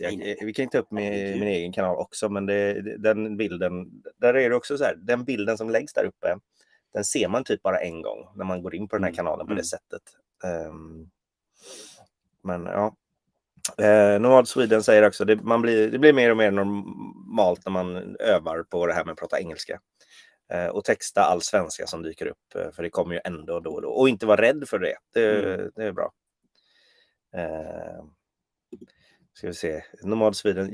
Hela Europa vill åka plåtis till exotiska Sverige. Gör videos för dem. Det kommer löna sig. Hur kan en tysk ta till sig era videos? Ja, det där är väldigt sant faktiskt. För det är ju en stor marknad med husbilar och plåtisar. Och som vill åka till exotiska. Och för mig är det ju, eller för oss på min kanal, där vi mest åker till Spanien hela tiden. Där är det liksom inte att jag kan locka så mycket med Sverige. Men det där tycker jag är intressant. Man vill kanske ha en road movie från en plåtis när man åker ut och ställer sig vid en sjö. Det är liksom... Hur funkar det liksom? Jag tror du har skickat med en oredigerad sån någon gång när du körde ut och parkerade. Och då hade du inte klippt någonting i den. För då stod du still på samma ställe ett tag där när du gick ut och kollade däcken. Eller vad du gjorde. Jag vet inte. Sparka på däcken. Ja, exakt. Måste man göra. Nomad Sweden, du behöver inte vara tyst. Det går jättebra, det är härligt. Men jag förstår känslan man får när man pratar. Det går jättebra att skriva massa här. Husbilen Bosse skriver: tack för alla tipsen. Kommer kika på denna liven igen för att analysera alla frågor och svar. Tack T&T, era råd och spekulationer är guld värda. Härligt. Godnatt Bosse, Gunilla Bosse. Jag tror, just det, Bosse heter ju Husbilen. Hade du namn? Du har ingen namn, du heter Plåtis bara. Eller Plåtisen, Husbilen. Ja, nej, inget annat namn. Ja, Plåtisen med stor P har jag faktiskt använt ibland. Ja, det låter bra. Vi tar och kastar ett öga nu bara lite snabbt på den här Our Backyard Europe. Eric and the Outbacks blev det. Det var lite konstigt. Vi ska se, just det, jag kan klicka på den först där. Så ska vi ge samma typ av feedback till den här knasiga kanalen. Vi ska se om ni ser. Ja, ni ser. Och här ser man ju en solnedgång nästan. Eller en sol som blänker. Jag gillar södra delen av... Jag får nästan fråga dig, vad tycker du här? Ja, precis. Det här ska ju du vara tyst egentligen. Ja, exakt. Nej, men det är ju tydligt vad ni vill vara. Och är. Mycket. Så det kan man ju snabbt lista ut. Men inga husbilar i direkt anslutning här. Nej. Så man ser det mer resa, tänker jag här. De här vill resa liksom. Men du vet inte, i Europa då bara tydligen. Ja, precis. Ja. Och varför begränsar de sig så då? Men det är ju husbilen, det är svårt att köra husbilen till USA. Ja, exakt. Det blir väldigt dyrt. Ja, exakt. Ja. Nej, och sen... Jag gillar ju den logga, den har jag gillat jämt. Och jag tror att... Jag vet inte hur andra känner på den. Men just det här... Men den dyker ju upp i olika former på många olika ställen. På andra ställen, ja. Ja. Typ när man släpper en pin på Google ja, Maps. Eller, liksom. Ja, visst. Eller, jag såg den senast nu på... Vart var det? Jo, men på Bear With Me-appen. Där fanns den också. Fast den är i svartvitt. Ja, den finns ju med överallt. Och då blir du påmind om den när du ser den. Du blir påmind om våran kanal helt plötsligt. Ja, det är intressant. Sen om man tittar på Men vilken indelning har ni då på? Det är ju Tommys tisdagstips. Början av 2022. Spanien 2022. Är det hösten 2021? Är det spellistor du som har lagt? Det är spellistor, yes. Och sen har vi enbart för medlemmar. Här ser man till och med YouTube-snack ligger med här.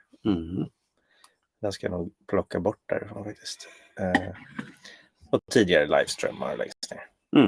Och så ser man en stök igen när du ankommer här. Det ser lite suddig ut.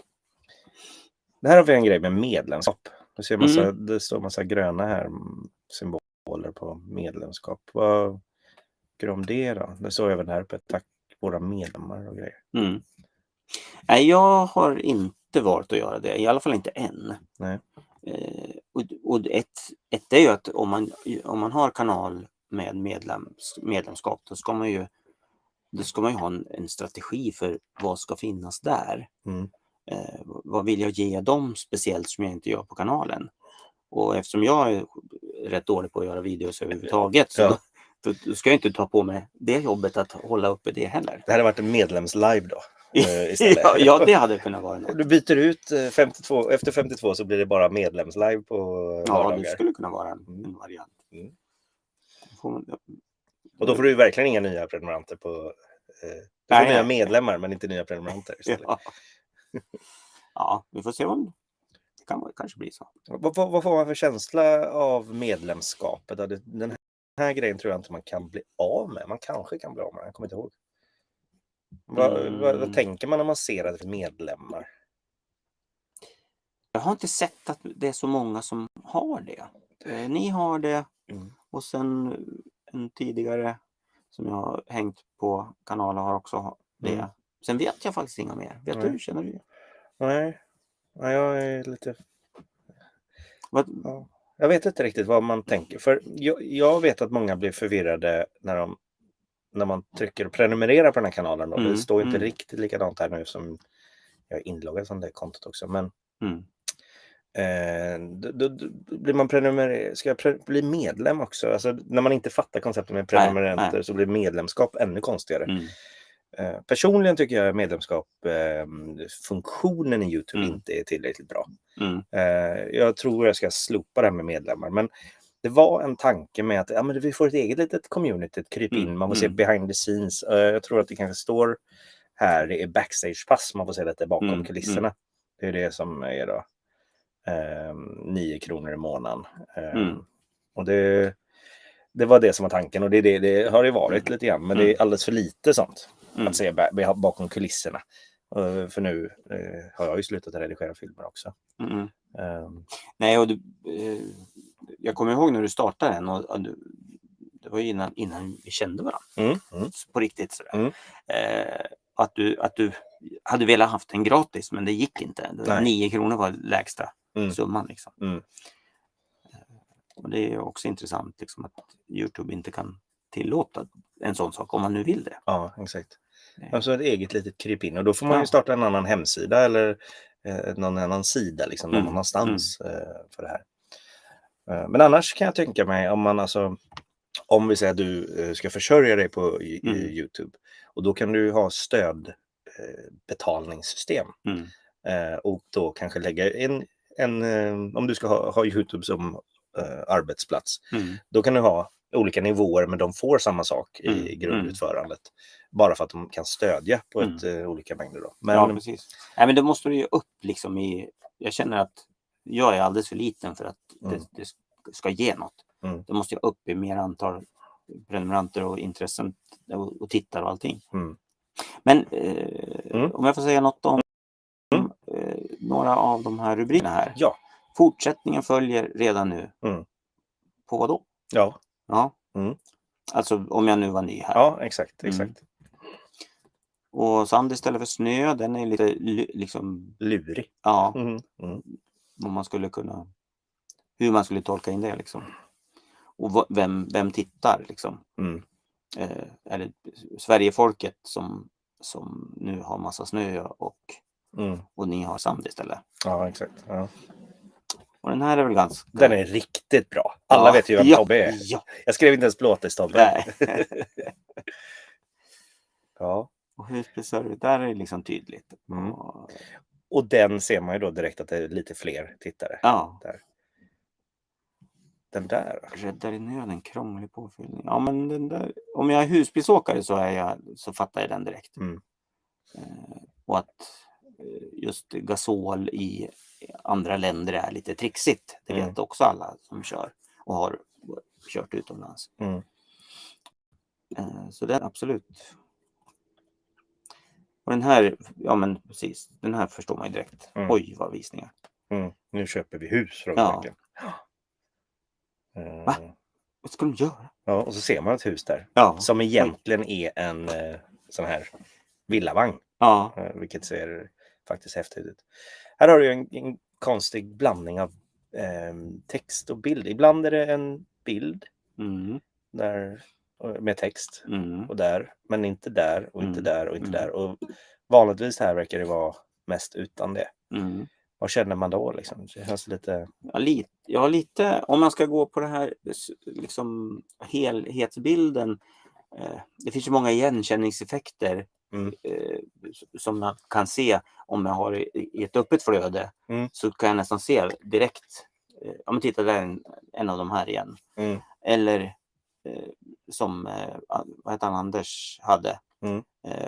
Väldigt genomarbetade bilder men olika. Men det kändes ändå som att de satt ihop för att de var uppbyggd på samma sätt. Så att, men hur hade du från början? För jag gissar att det här har varit... Det här är nu det senaste när jag har slutat redigera film och bara spela in klipp. Och ibland har jag liksom tid och ork och lust att göra en bild. Och då redigerar jag den ganska mycket med färgsättningen och ser att det lyser vitt borta nere på spanska sål här. Liksom. Jag skruvade upp kontraster eller vad man nu gör i de där verktygen. Men så tanken är bara släppa ut någonting till de som följer för att de inte ska de ska få uppdatering. Men innan detta var det ju den här typen av style jag hade. Ja, just det. Och där är min tanke med tydlighet och igenkänning. Man vet, även fast man inte ser ansiktet i den här automatiska incheckningen där, så vet man det där är samma bild som innan. Liksom. Och där ser man ju då 8000, 10 000, 8000, 12 000. Och det är ju de som har tittat länge och som vet, där kommer en sån film igen. Och då är det bra att jag inte använder det på de andra, för de är andra typer av filmer också. Det var en sån tanke. Jag ska inte göra samma. Nej.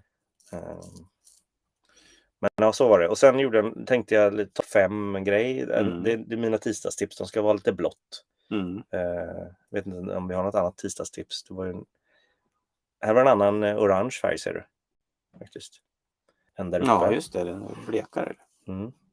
Ser lite tråkigt ut faktiskt. Så här. Är det av misstag? Nej, jag använde... På de här så tog jag print screens från filmen på Macen här. Och så gick in i det default redigeringsprogrammet. Tog den orangea färgen som jag använde hela tiden. Och sen ser du på Estepona här att jag misslyckades och tog en annan färg ibland.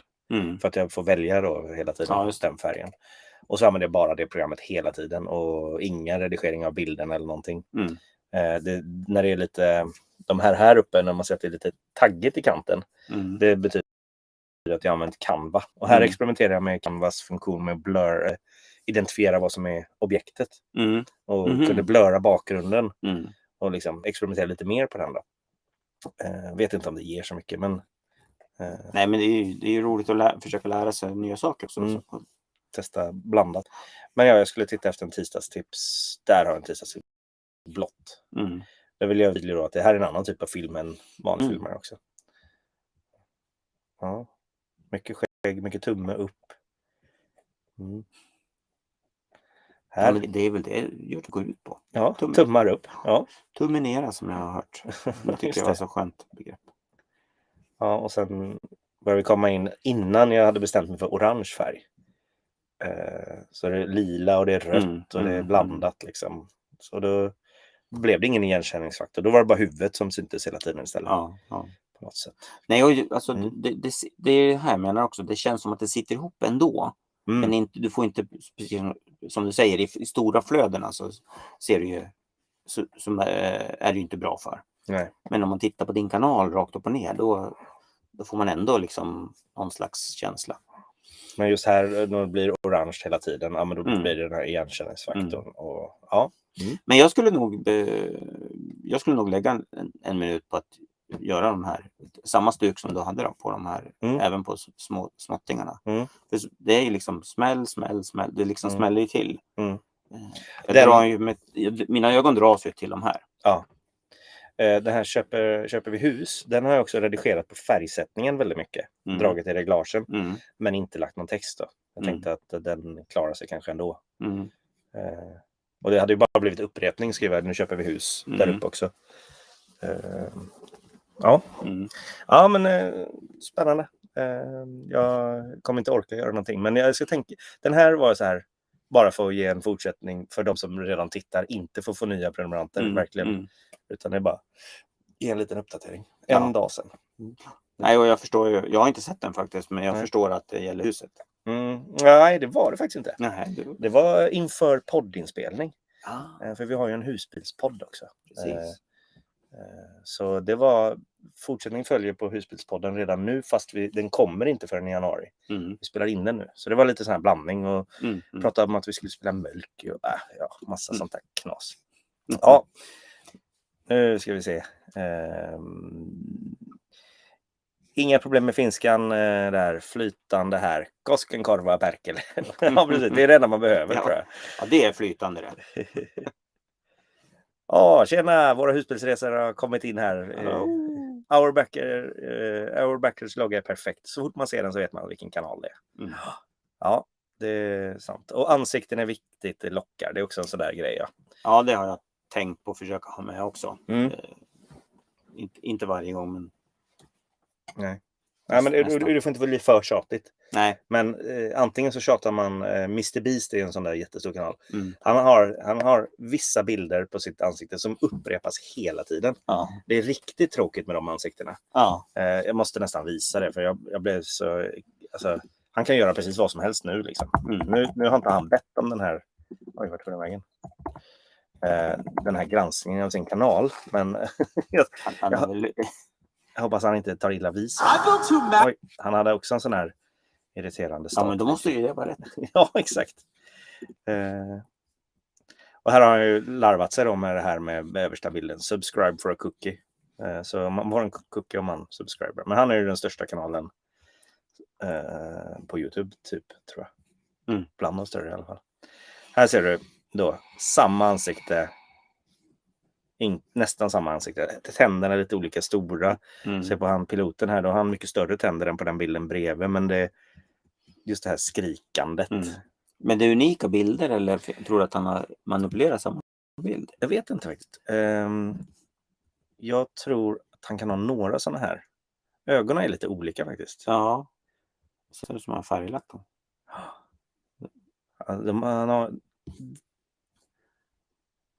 Det är någonting som det är väldigt likt i alla fall. Ja. Han har ju verkligen knäckt hur man ska göra då. Hur man ska göra. Vilket blir väldigt, det här öppen mun, skrika, väldigt reaktionsgrej. Man känner igen honom då. Inte på den där. Men det var ju så jäkla häftigt. Jag vet inte hur länge sedan det var. Man har ju extremt mycket filmer då. Just det, han kanske gjorde en sån recap. Jag sprang in i alla fall den här en film när han har typ 1000 prenumeranter. Och han siktade på att ha 1 miljon inom ett år.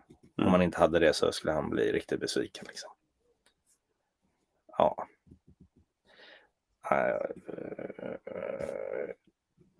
Inte alls samma typ av bilder här, ser du. Här pratar man om att skänka massa pengar, det var så han gjorde. Och inte alls, han har lite skrikeffekter där. Men helt annan typ av struktur. Och det är kul att se historiken då på en kanal. Och därför kanske man inte ska ändra de riktigt gamla för videorna, utan faktiskt visa att man har växt i kanalen också. Nej, jag har också tänkt på det. Allt mitt ligger kvar. För det är kul att För det vet jag, min brorsa som skulle börja med sin kanal, då där. Hit me in 2 years. Made 2 years ago. Jag tror att det är här han sitter och pratar om att han... Jag måste nästan trycka på dem bara för det. That's the date. Hopefully you can see that. That's how many subs I currently have. Hopefully you can see that. 8000. I don't know what you could just see. What's up, me? Now, I know you're going to forget about this video. It is currently October 4th, 2015. It will be 2017 when you see this. Sorry about my hair. I'm tired. I just feel like doing this right now. Ja, vi behöver inte se på hela den. Men det var... Han pratar om... Yeah, I'm going to schedule upload this video for 2 years in the future. So, in 2 years... Okay, vi måste se den här. Wow. I hope you have at least 100k subs. If you don't have 100k subs, I'm gonna disown you. I know you're gonna have. I'm gonna have 200. Yeah, I'm gonna have 200k subs. Och då har han 8000 och bara vet att nu ska jag hålla på och knäcka den här jäkla algoritmen liksom. Ja, väldigt intressant. Men han är ansikten där och grejer. Ja. Det var därför jag kom på det. Jag tror att vi ska börja runda av här nu. Vi ska se. Sally skriver angående spridning och språk. En tysk kanal, Hartman Konrad, textar på svenska. Hur löser de detta? Någon som vet? Jag tror att vi kan texta på tyska. Kan detta locka en del till kanalen? Men det var det du var inne på där. Ja, men precis. Jag experimenterar lite med det. Och jag har några filmer som jag har det på. Som jag har text på, som jag har gjort den här ändringen till. Och jag har till och med lagt indiska och hindi och... För du kan välja många kanaler eller många översättningar som helst. Ja, jag tror det. Jag har i alla fall 12-13 stycken bara för att busa med. För då är det viktigt att man inte lägger det i redigeringsprogrammet utan i YouTube-filplatsen. Ja. Så listar YouTube ut detta själv sen. Ja, precis. Så man gör de här kopplingarna liksom. Så att det är första jobbet är att texta den på svenska. Eller på sitt eget språk, i det här fallet då tyska kanske. Ja. Och sen har han bara plockat upp svenska eftersom han förmodligen förstår att vi åker mycket husbil också. Så att det är inte helt svårt, utan googla på det bara så finns det det finns en manual i YouTube som säger hur man gör. Ja, men det är några 5-6 steg liksom för varje film man ska göra. Och det här var en kanal med 80 000 prenumeranter. Men då kanske man också kanske om man skriver, man kanske har en person då som är dedikerad eller en konsultfirma som kan också hjälpa till att göra det här. Texta mig var det ju har du använt den någonting? Den använder jag hela tiden. Ja. Och den, vad gör det? Texta mig? Det är textamej.nu eller något sånt där. Ja, .se till och med. Nej, nu är det. Nej, men egentligen så du gör klart filmen. Du kan ha den opublicerad. Inte privat, men mellantinget som jag aldrig kommer ihåg vad det heter. Olistad, tack så mycket. Och så skickar du länken på den olistade till texta mig. Klipper in den där bara. Och du ska uppge din mailadress och sådär lite grann. Och så tar det några minuter så får man ett mejl med texten tillbaka. Och då är den i ett speciellt filformat som man då kan plocka in i textfunktionen på YouTube. Så då lyfter man in den där och sen och då ser man också att det är sällan det liksom bara går att köra. Eller aldrig skulle jag säga. Utan du måste pilla på texten. Så det blir ganska jobbigt ändå. Men det är ännu mer jobb att skriva det helt själv förstås. Beroende på vad man gör. Man kanske har jättelite tal och jättemycket bilder. Ja, då är det ju lättare.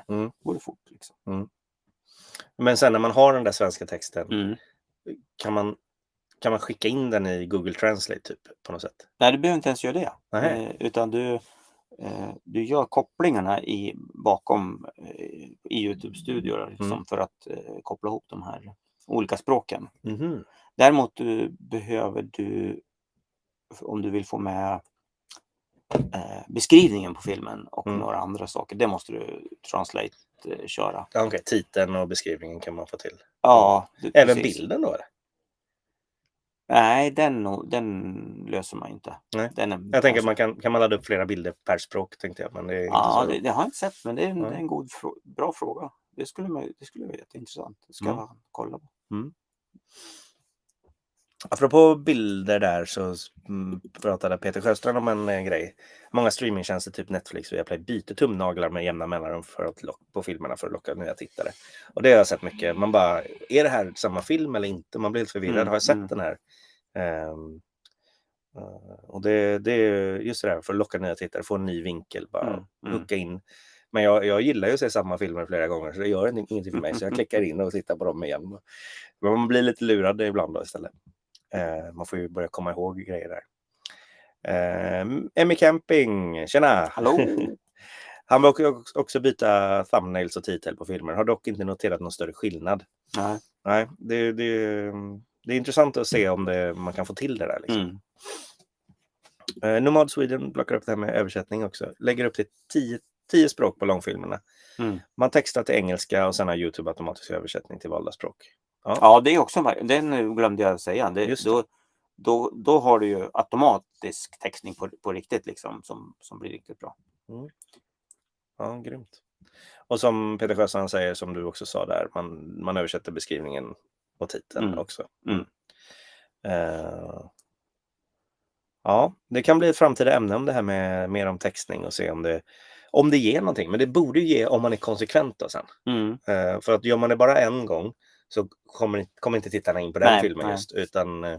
Och det kanske inte händer någonting. Nej, och så måste man ju liksom, om jag lockar dit en tysk till min kanal, då är det inte säkert att han går dit och klickar och provar om det finns tyska översätt liksom textningar, för den hoppar ju inte upp automatiskt för honom. Nej, just det. Han måste ju faktiskt gå in aktivt och välja det. Ja, det där är intressant. Jag tror på det, men det är också mer jobb. Det är mycket jobb bara på att göra en film. Men det är ju det. Vill man sprida mer? Jag tror på kvaliteten, om man bara vill först starta igång och komma igång. Det är ju då kvalitet på bilderna, titlarna, så det är intressanta titlar. För det är som vi såg på min egen film nu, att det fortsättning följer redan nu. Ingen vet vad det handlar om. Kommer ju säkert inte en enda ny tittare på den liksom. Det är bara konstigt. Kanske intressant, vad är det för fortsättning? Jag vet inte vad de pratar om. Ja, det skulle ju kunna vara lite clickbaitigt. Ja, exakt. Liksom för att, vad är det här? Nyfiken. Men, men bra bilder med text tycker jag. Men det behöver inte vara text i bilderna. Bra titlar. Lägga till lite beskrivning så att man får lite mer träffningar på sökningar som folk gör. Synkar rubrik och några ord ur rubriken finns i beskrivningen. Testa på att lägga till hashtaggar som vi pratade om tidigare. Och sen bra filmer som folk faktiskt tittar klart på. Det är en redigeringsutmaning i sig. Som han pratade om där, och klippa ner, vad sa vi, 9 timmar film ner till 1 timme eller vad det nu blev.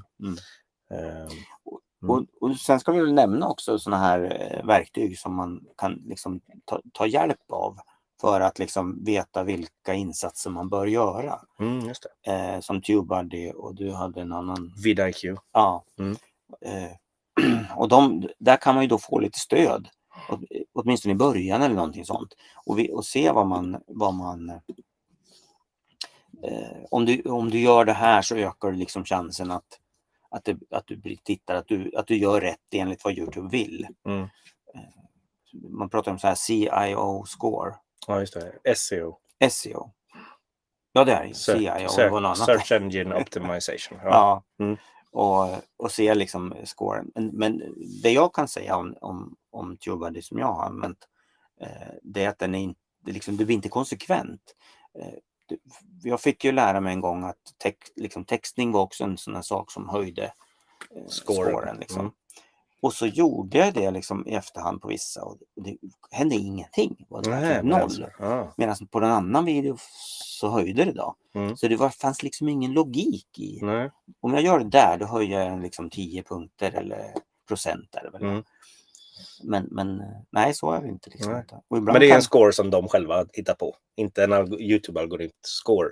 De försöker lista ut YouTube-algoritmen, precis. Kan man säga.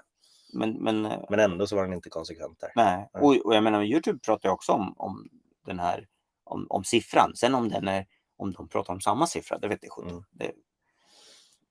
Apropå att få tips och grejer och såna här nästan proffs som håller på med detta, så är det inte den här kanalen jag tänkte på. Men jag tänkte bara visa att på under kanaler så har jag börjat prenumerera på de här för att visa var man kan hitta grejer. Jag gillar ju Channel Makers till exempel. Jag vet att Peter Sjöstrand gillar Tommy Starson. Och Think Media gillar jag också. Och VidIQ har en egen kanal. Nu hade jag inte lagt till TubeBuddy har ju också en kanal här. Men den där sprang in i Learn Online Video. Det var någon film så jag bara sprang in i och så bara, men jag prenumererar på den kanalen. Han här finns är lite tokig. Men jag tyckte han har en skön style. Och sen har ju YouTube själv också kanal. Eller vad ska man säga? Ja, just det. Alltså med tips och grejer. Ja, just det. YouTube Snack heter den. Ja, precis. Det är den där, ja. Hiller Smith är en sån som redigerar åt andra YouTubers också. Väldigt coolt att se. Så där kan man hitta lite inspiration under kanaler inne på YouTube Snack. Härligt. Vi ska plocka upp några fler kommentarer innan vi lägger ner för idag. Ni som textar era filmer, hur har ni lite statistik? Med länder som tittar. Han har till exempel Sverige, Norge, Danmark och typ 0,001 finnar. Min uppfattning är att vi i Skandinavien är ganska ensamma att uppskatta textning. Ja, men det är absolut en tanke. Just det, de andra vill ha dubbat istället. Ja. Så kanske kommer en dubbningsfunktion sen. Nej, just det. Det borde vara så nästan. Alla mina släktingar kan inte svenska tyvärr. Mormor hade bland annat 13 syskon, så många av dem i Finland nu hinglat av sig lite. Ja, just det. Och tyska, att man vill översätta till tyska. Ja. Men man får börja med att texta sin egen text. Det man säger och sen slå på. Eller göra det på engelska som var tipset här. Och sen slå på tyska då. Så då blir det ganska grymt. Bra tips. Ja, det är säkrare att göra det på engelska om man det blir enklare då. Men då ska du ju översätta till engelska istället då. Som ett första steg. Kanske lite svårare. Här angående hashtaggarna, ska man stava dessa fel medvetet för att felsökningar på YouTube ska hitta dina filmer? Ja, det är ju någonting med de här tagsen. Det är skillnad på hashtags och tags. Det är två olika taggningar. Men jag skulle säga att ja, det kan man göra. Jag vet inte. För det står någonting om det. Om det är många som skriver kom up nyss istället för companies. Om du har en company-kanal, säger vi. Då kan det vara värt att skriva in den i de där taggarna. Men att några fel också plus den rätta. Ja, exakt. Men inte i de du skriver i beskrivningen utan de du lägger i taggar där bakom.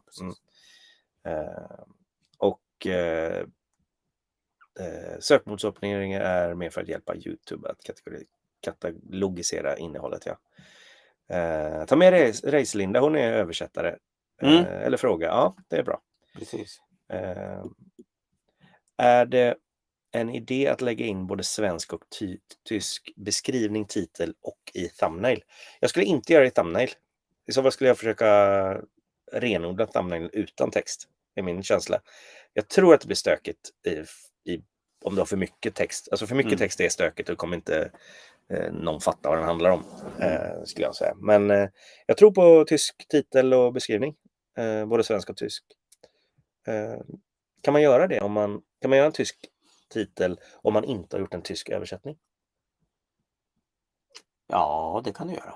Det borde vara så. Ja. Så man behöver inte ha men det textat. Du ska liksom dubbla. Du ska ha en så kort rubrik så att du kan... Jaha, nej jag menade, översättning. Titel i översättning. Alltså du har två olika. Du menar det? Ja. För det har jag sett. Jag får upp ryska eller ukrainska personer som har gjort svenska titlar. Och då klickar man in på den så bara, nej men han pratar ju inte ens svenska. Nej, just det. Eller så. Det borde gå, men jag har inte provat det. Nej. Ja, jag har sprungit in i sådana videos istället. Så det, ja. Ja, här. Så det är nog en idé att göra tysk thumbnail, tysk beskrivning och titel också. Det tror jag. De här verktygen vidIQ, TubeBuddy inte riktigt fungerar för de som har svenska som språk. Ja, det är intressant. Ja, det ligger nog mycket i det. Ja, jag hade ju vidIQ ett tag. Och sen det blev bara för mycket för mig så jag orkade inte. Men det är en bra grej att titta in i och titta och se hur det kan se ut. Hur man kan göra. Jag tittar också mycket mindre på det nu. Förut liksom följde jag det slaviskt. Eller nej, nu tar jag väl i, men det blev beroende av det. Ja, mera liksom att man checkade av så. Det var ju som en checklista. Kom ihåg, du måste göra det där, annars så är risken att du inte får tillräckligt mycket följare. Liksom. Eller tittare. Ja. Eller prenumerant. Ja, exakt. Eva i mitt husbilsliv har hoppat in här. Vi ska snart runda av. God kväll. God fortsättning. Det också. Och där kommer My Camping. Man kan lägga in vilket språk som helst på titel och beskrivning där. Grymt. Och Sally tackar. Och då ser man den beroende på vilket land du tittar från. Eller vilken namn på kanalen man har inställt. Eller land på kanal den man är inloggad som. För att jag sitter och tittar från Spanien med spanskt abonnemang. Och får fortfarande grejerna på svenska. De här som har automatöversatts och sånt. Så ja, det är nog din inloggning som gäller. Ja men gött, jag tycker vi rundar av här. Det är som någon var inne på att jag får titta tillbaka på det här materialet och då vill vi inte ha för mycket material här och titta tillbaka på. Så vi avrundar där. Gött Mike där. Men tack så mycket för att ni har tittat. Några avslutande ord. Hur ska du få med prenumeranter nu då? Ja, det svarar vi aldrig på. Nej. Du ska ju släppa de här videorna du har gjort nu. Ja, jag har ju bara gjort en klar. Okay. Jag ska göra en andra innan jag släpper. Så då kommer det 2. Två olika typer av filmer. Och då kommer det komma så mycket prenumeranter. Så exakt. Men det man kan säga som inte har sagt någonting, det här med prenumeranter är ju liksom lite... det känns som att det inte är verkligen det som händer på riktigt. För det är så ologiska saker som kan hända när man tappar 6 prenumeranter bara på ett bräde. Och det har inte gjorts på hela tiden, så varför skulle du göra just den dagen? Då liksom man tappar 1, max 2. Eller jag tappade 14 en dag. Ja. Och liksom, det kan ju vara YouTube som går in och städar upp lite dåliga konton som finns. Ja, absolut. De har någon som snurrar. Och det tyckte jag hände efter 1000. Liksom började liksom upp och ner. Sen att som nu hade jag ökat några stycken på grund av att mycket tror jag för att du la ut att jag skulle komma. När du outade mig på din live. Just det. Så det gjorde en sak. Och likadant på Annikas husbilsträff så outade hon mig i det. Så att då ramlade det på liksom 10-20 stycken. Så det är ju... Ja, man kan prata om varandra. Det gillar jag när man ser någon som nämner någon annan kanal i sina filmer. Alltså utan ens göra reklam, utan bara säga nu ska vi hem för att vi ska se på liven från Plåtistobbe klockan 8 lördag. Utan att göra reklam på riktigt, eller inte betald reklam heller. Utan verkligen bara att man bara outar det. För då blir det också roligare när du ser den filmen sen. Så bara, tack för att ni nämnde mig. Det blir liksom roligt. Ja, det blir precis dubbelt. Och så tycker jag att vårat gäng de som vi känner lite mer, som vi har träffat några gånger, vi gör ju mycket så. Så naturlig tipsning liksom. Ja, och jag vet att jag nämner förut då, när jag gjorde filmer. Ja, på den tiden. Ja. Så just att men det här jag har sett på den och dens kanal, liksom det här som jag gör just nu. Och då kan man göra så här, eller men så att jag nämner det liksom naturligt. Men för att göra det så måste man ju titta på andra kanaler. Ja, exakt. Ja, då måste man ha tid att titta också. Ja. Gött, tack så mycket för idag. Avrundning från mig, det vet jag inte. Men Mike tror jag var, ja. Det är kul att se er pojkar. Tobbe börjar se lite bränd ut, smörj in dig. Anledningen är att han ser så bränd ut att vi sitter inne och han vill bara sitta ute för han tycker det är asgött ute. Jag tycker det är lite kallt ute. Så är det. Igår kväll satt vi ute länge. Ja, det gjorde vi. Då var vi duktiga. Ja, men grymt. Tack så mycket för ikväll.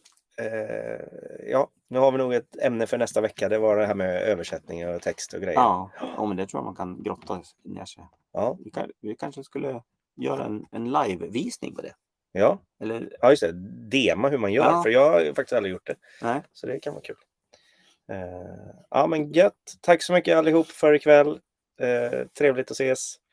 Kul tradition här tycker jag. Vi får väl se om det blir någon video från YouTube-snack också. Berättar om kanalen. För det tror ni som har hittat hit kommer ju ofta från våra andra kanaler just nu då. Så vi kan se om det blir någon video, så får vi se om det blir lite mer prenumeranter och se hur den resan kanske kan se ut för YouTube-snack. För det, och då kanske översätta hela livearna till engelska. I textning under. Ja. Det kan du få göra. Man kan väl slå på någon automatisk översättning som plockar upp allting. Liksom. Ja, och det är samma. I Translate finns det väl funktioner så att typ texta mig. Så att man ska inte behöva sitta och göra det rakt upp och ner. Vi testar att göra det nästa gång. Kanske göra tror den klarar 2 timmars live på texta mig. Ja, det tror jag nog. Spännande. Jag har inte gjort så långa själv, men vi testar. Jag tror 30-40 minuter har jag gjort det. Vi kör texta system nästa vecka. Och så tar den helt oredigerad. Ja. Man lägger ut. Ja, exakt. Ingen kommer ihåg vad vi säger. Utan bara sitta och skratta åt. Exakt. Ja, ha en fortsatt trevlig kväll. Hej då. Trevligt att ses. God fortsättning. Ja, det är jag. Hej.